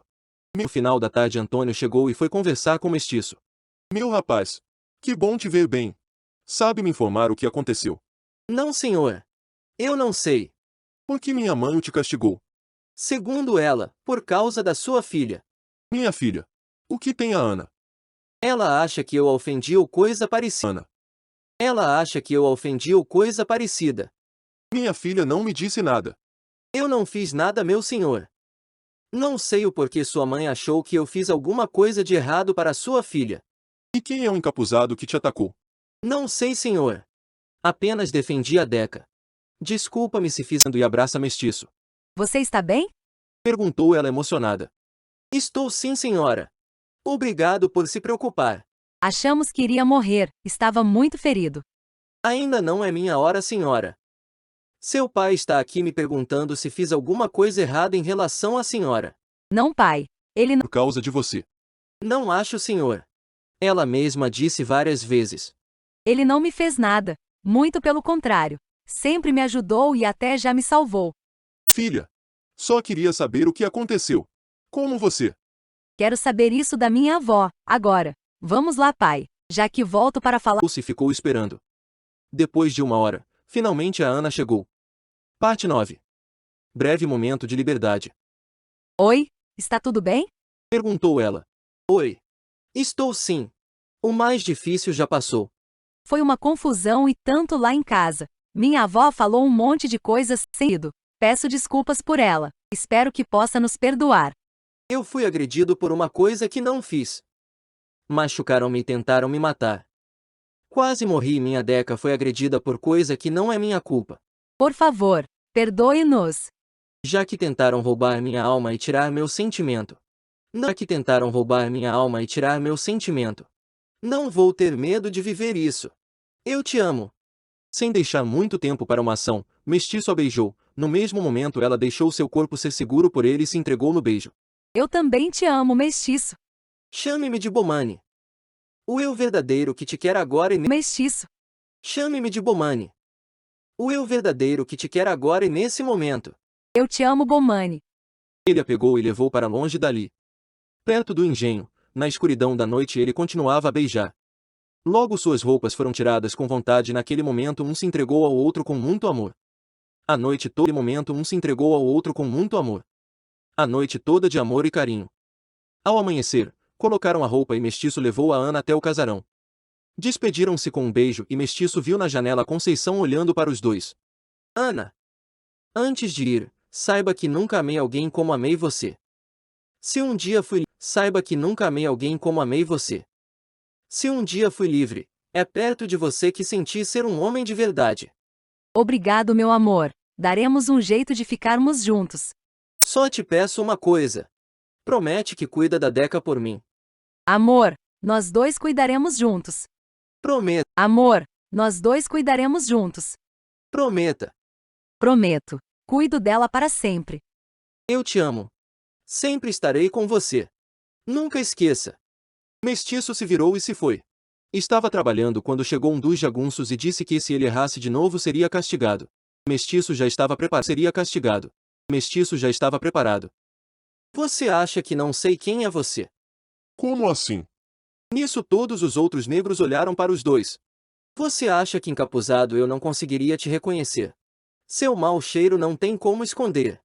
Você tá maluco, negro? Eu nem me importaria você bem feita sozinho. Só que você machucou minha velha Deca. Não vou poder te perdoar. E o que vai fazer, negro? Vai pular como macaco de novo. Aquelas cenas de circo não vão te ajudar agora. Eu tenho essa arma e eu posso. Antes de o jagunço terminar, Mestiço pulou com o pé na cara dele. O jagunço de levar mais alguns dentes. Eu fui mandado. Não é culpa minha. Falou o jagunço com dificuldade. Acha que vou te matar? Não sou igual a você. Apenas quero que aprenda a nunca mais bater em uma mulher. Num chute certeiro, Mestiço colocou ao chão o jagunço. Logo chegaram outros e o cercaram. Com um chute rasteiro, acertou um tiro nas costas de Mestiço. Os outros negros foram para cima dele. Mestiço, mesmo ferido, continuava acertando os jagunços. Depois de todos caídos pelos golpes, o negro ferido foi cambaleando para o casarão. Ao chegar lá, começou a chamar Conceição. Todos no casarão saíram para ver o que acontecia. Ana e negros atrás de Mestiço permaneciam quietos. Os jagunços ali perto da casa não fizeram nada porque Ana estava ali próxima. Conceição saiu no apêndice de sua casa e ficou olhando. O que aconteceu, meu filho? Eu não vou aguentar passar por tudo aquilo de novo. Calma, minha velha. O que sou e como sou é graças a você. Minha mãe, mesmo quando me prendiam o corpo. Ana chorava abraçando Deca e Mestiço. Ana, você me libertou de vez. A pior prisão minha era estar preso à ideologia de eu ser um negro imprestável.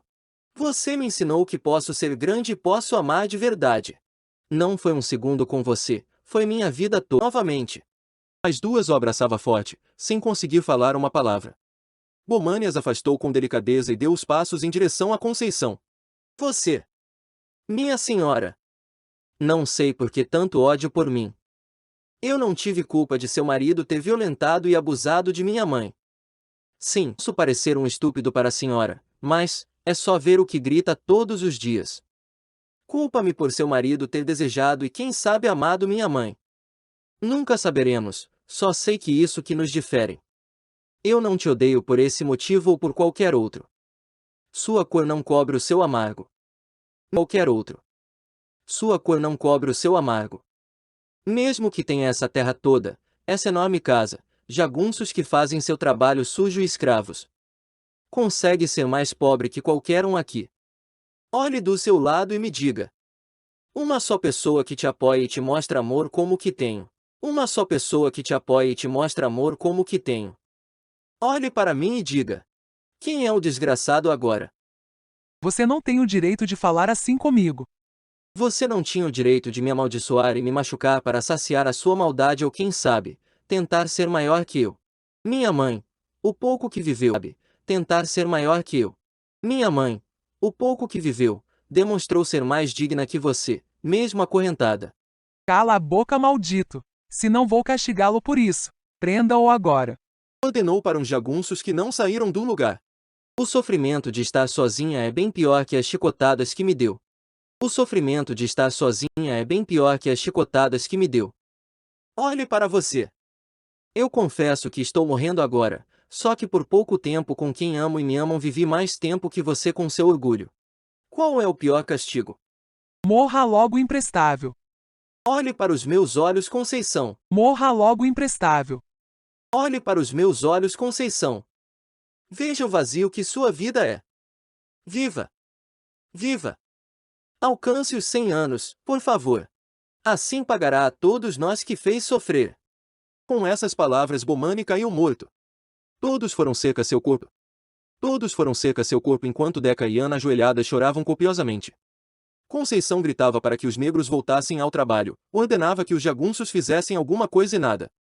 Estava completamente invisível. Parte 10. Bomani consegue a liberdade. Conceição sentada sozinha numa cadeira ficava olhando a felicidade de Antônio com a Ana num piquenique no jardim da grande entrada do casarão. Deca estava levando bolos e uma jarra de suco. Os negros trabalhavam cantando um pouco distante. Não havia mais jagunços na fazenda. Tinha os negros mais velhos que distribuíam os serviços, parte do lucro do trabalho era para fazer casas para os próprios negros numa parte doada da grande, ficavam alguns integrantes da família para plantar e colher os próprios alimentos. Muitos negros queriam vir trabalhar agora para o Antônio. Compravam sua liberdade dos seus senhorios e pediam serviço na fazenda de Antônio. Com o dinheiro que Antônio conseguia com os empregados trabalhando com mais vontade, comprou mais 2 fazendas, assim dando para aumentar também a área que os negros. As casas eram de madeiras, todos do mesmo tamanho e separação entre elas eram de no máximo 1 metro para aproveitarem bem os espaços. Famílias grandes tinham uma casa maior. Conceição não acreditava naquilo que estava acontecendo.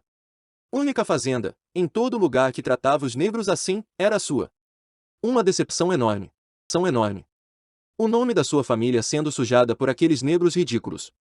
O ódio de Conceição era extremo, o problema é que não existia mais jagunços para ela poder fazer o que tinha que ser feito. Como seu filho tinha aceitado ter uma comunidade dentro da fazenda com o nome de Bomani. Isso era um insulto. Ana veio caminhando até ela. Nome de Bomani. Isso era um insulto. Ana veio caminhando até ela. Vó, para de ser teimosa. Venha com a gente. Você precisa relaxar. Estou bem aqui. Não quero ir e pronto. O dia está perfeito. A senhora precisa tomar um sol, comer alguma coisa e se divertir. Já disse que não quero. Logo veio uma criança gritando. Mãe, olha o que achei. Deixa-me ver. Nossa, que lindo! Um grilo verde. Que menino corajoso que você é, hein? Mostra para sua bisavó. Olha, Bisa. Um grilão. Cu1. Vamos, filho. Vamos deixar a Bisa descansar. Vamos lá brincar. Posso pedir mais um pedaço de bolo para a vovó? Claro, amor. Pode pedir quanto você quiser. Vovó. Um menino saiu correndo em direção a Deca que cortou um grande pedaço de bolo para ele. Veja, Ele não me trata como bisavó. Fala comigo muito pouco. Nunca quer ficar perto de mim e prefere aquela negra. sabe que isso não é verdade. Você apenas não sabe lidar com ele. Aliás, não quer lidar com ninguém. Parece que vive de luto. Se liberte desse rancor, vó. Todos aqui querem uma segunda chance para. Tarde. Antônio não me trata como mãe. Você vem falar comigo por dó. Seu filho me chama de Bisa, só que me vê como qualquer negro dessa fazenda. Não é justo com a gente. Todos tentaram te animar e se aproximar de você. Só porque não concordamos em maltratar os negros e dispensamos capangas, não quer dizer que desrespeitamos. E sempre errada.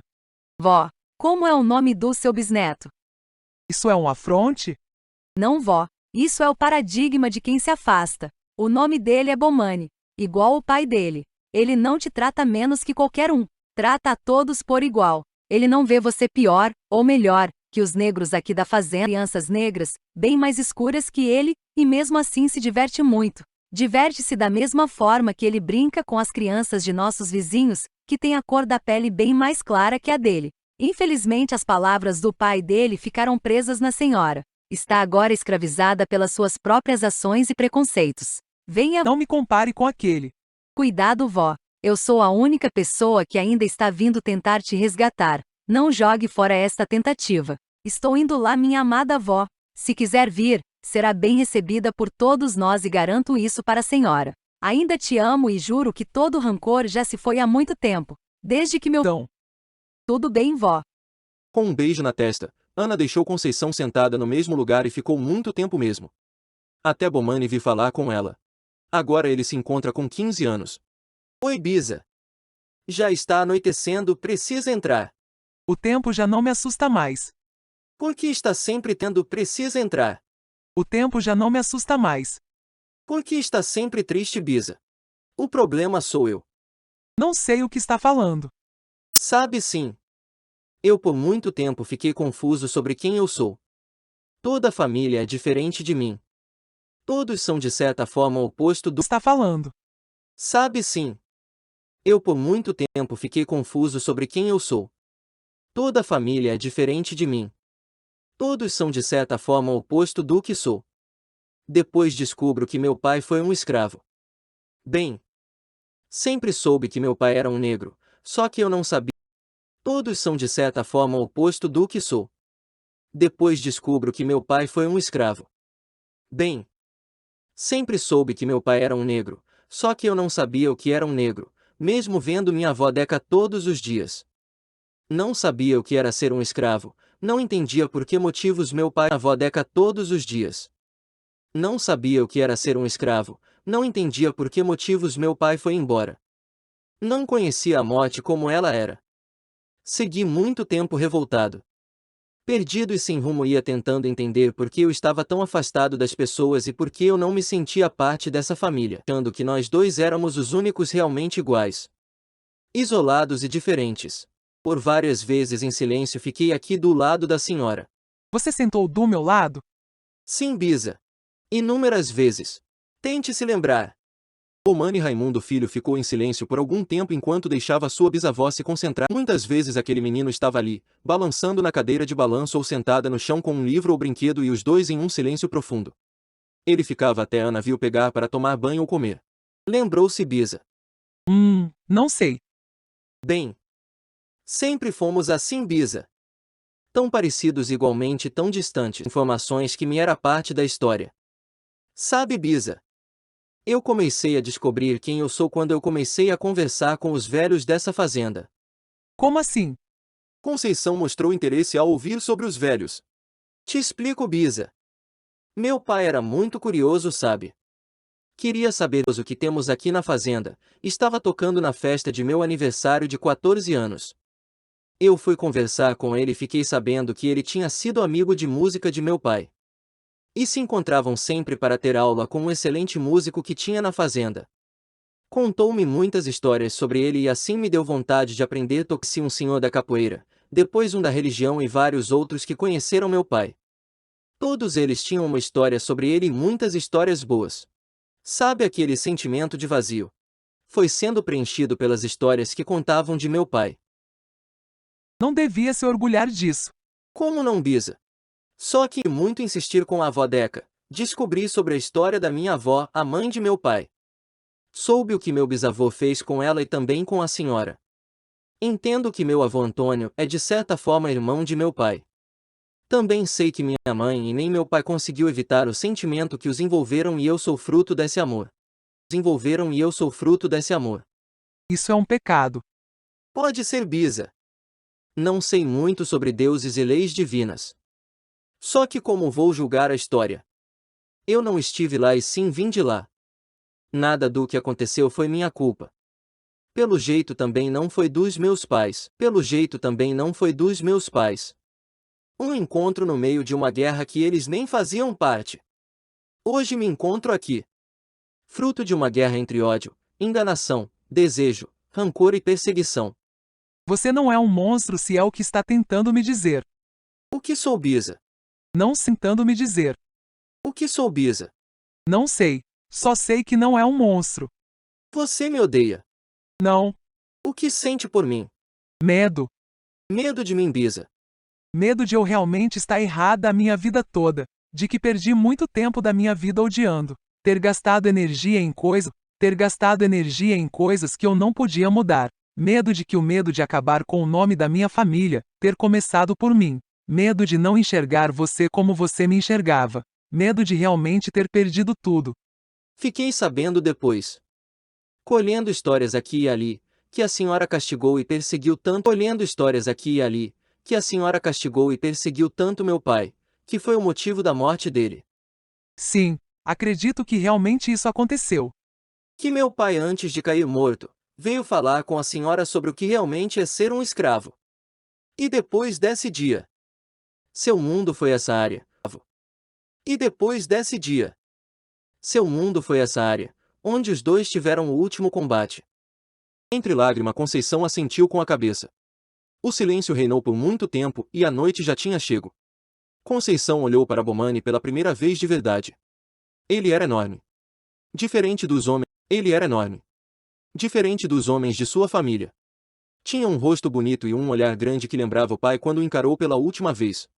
Perdoe-me, filho, Pelo que, Bisa?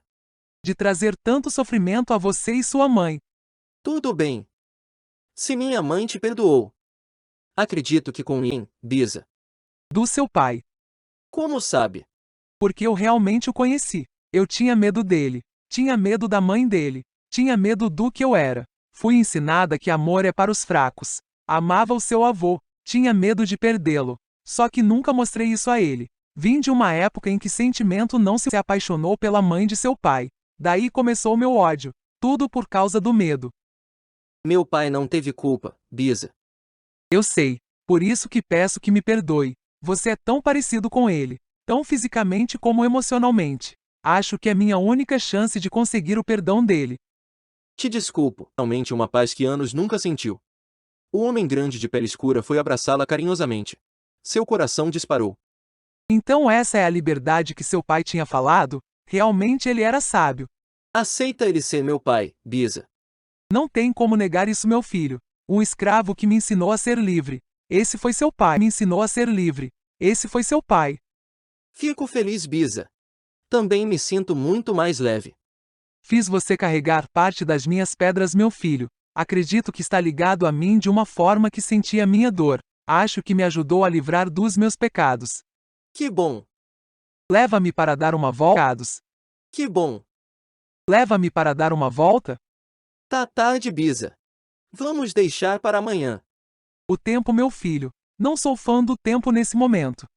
Os dois caminharam em passos muito lentos e depois de anos, a velha Conceição saiu de dentro da sua prisão. Sentia o vento sobrando o rosto, a sua prisão. Sentia o vento sobrando o rosto, o cheiro do mato, a luz da lua e tudo isso era prazeroso. Perto do açude ela se pôs a chorar. Abraçado com o bisneto ficaram os dois em silêncio apenas curtindo o contato. De longe ouviram a voz de Ana chamando. Logo ela e Deca estavam pertos. O que aconteceu? Perguntou Ana aflita. Nada, minha neta. Apenas pedi para o meu bisneto me trazer para dar uma volta. Bisneto? Perguntaram Ana e Deca surpresas. Sim, Bomani, meu bisneto. As duas se olharam sem entender muito o que estava acontecendo. Bomani a chamou e abraçou as três com facilidade. Bem, meu Claro, Bisa. Deca? Conceição chamou a negra. Sim, sinhá. Respondeu a velha negra assustada. Quero experimentar seu famoso bolo com o nosso menino aqui. Por favor, pode fazer um? Claro, sinhá. Com certeza. Deca saiu na frente para fazer o bolo. Os três iam a... Conceição novamente agradeceu Bomani, só que dessa vez não parecia falar com o bisneto. Dormiu e nunca mais acordou. As histórias de Bomani foram passando de geração em geração. Alguns negros dizem jurar que à noite, no velho casarão onde mora um idoso de 108 anos chamado Bomani Filho, dá para ver no açude o vulto de um negro e na varanda o vulto, apenas sorriem olhando para o céu. As histórias de Bomani correram o Brasil. No Quilombo dos Palmares, localizado na atual região de União dos Palmares, Alagoas, era uma comunidade formada por escravos negros que haviam escapado das fazendas, prisões e senzalas brasileiras. Ele ocupava uma área próxima ao tamanho de Portugal, no atual estado de Alagoas, lançava por volta de 30.000 pessoas. Em 1670, com 15 anos, Zumbi se tornava conhecido pela sua destreza e astúcia na luta e já era um estrategista militar respeitável quando chegou aos 20 anos. Por volta de 1678, Zumbi assumia a liderança dos Palmares e o bandeirante paulista Domingos Jorge Velho foi chamado para organizar a invasão. Em 6 de fevereiro de 1694 a capital de Palmares foi destruída e Zumbi ferido. Apesar de ter sobrevivido, foi traído e surpreendido. Apunhalado, resiste, mas é morto com 20 guerreiros quase 2 anos após a batalha, em 20 de novembro de 1695. Teve a cabeça cortada, salgada e levada ao governador. A cabeça foi exposta em praça pública, visando desmentir a crença da população sobre a lenda da imortalidade de Zumbi. Antes de morrer, Zumbi afirmou que sua inspiração a se tornar um negro livre era das histórias contadas para ele sobre o negro chamado Bomani. Zumbi é hoje, para determinados segmentos da população brasileira, um símbolo de resistência. Em 1909 foi adotada como o Dia da Consciência Negra. As histórias foram contadas pelo Bomani Neto. Contou para seus filhos, netos, bisnetos e as crianças do vilarejo em que a fazenda tinha se tornado. Ele dizia que seu avô foi o primeiro negro livre naquela região. Falava que a briga da família nunca destruiu o amor verdadeiro. Falava que ser negro no Brasil não é um chicote sim viver com medo. A história ficou um tempo esquecido, mesmo depois da Lei Áurea ser assinada e supostamente os negros libertos. Ao contrário das histórias que muitos livros tentam maquiar, os negros continuaram sendo levados para os lugares mais remotos e pobres das cidades, as chamadas favelas nas cidades grandes. A família de Bomani foi se distanciando. Hoje a história é reproduzida e contada sobre a lenda que o nome Bomani foi criado. A história do primeiro escravo que se sentiu livre no país e morreu logo em seguida como um homem negro.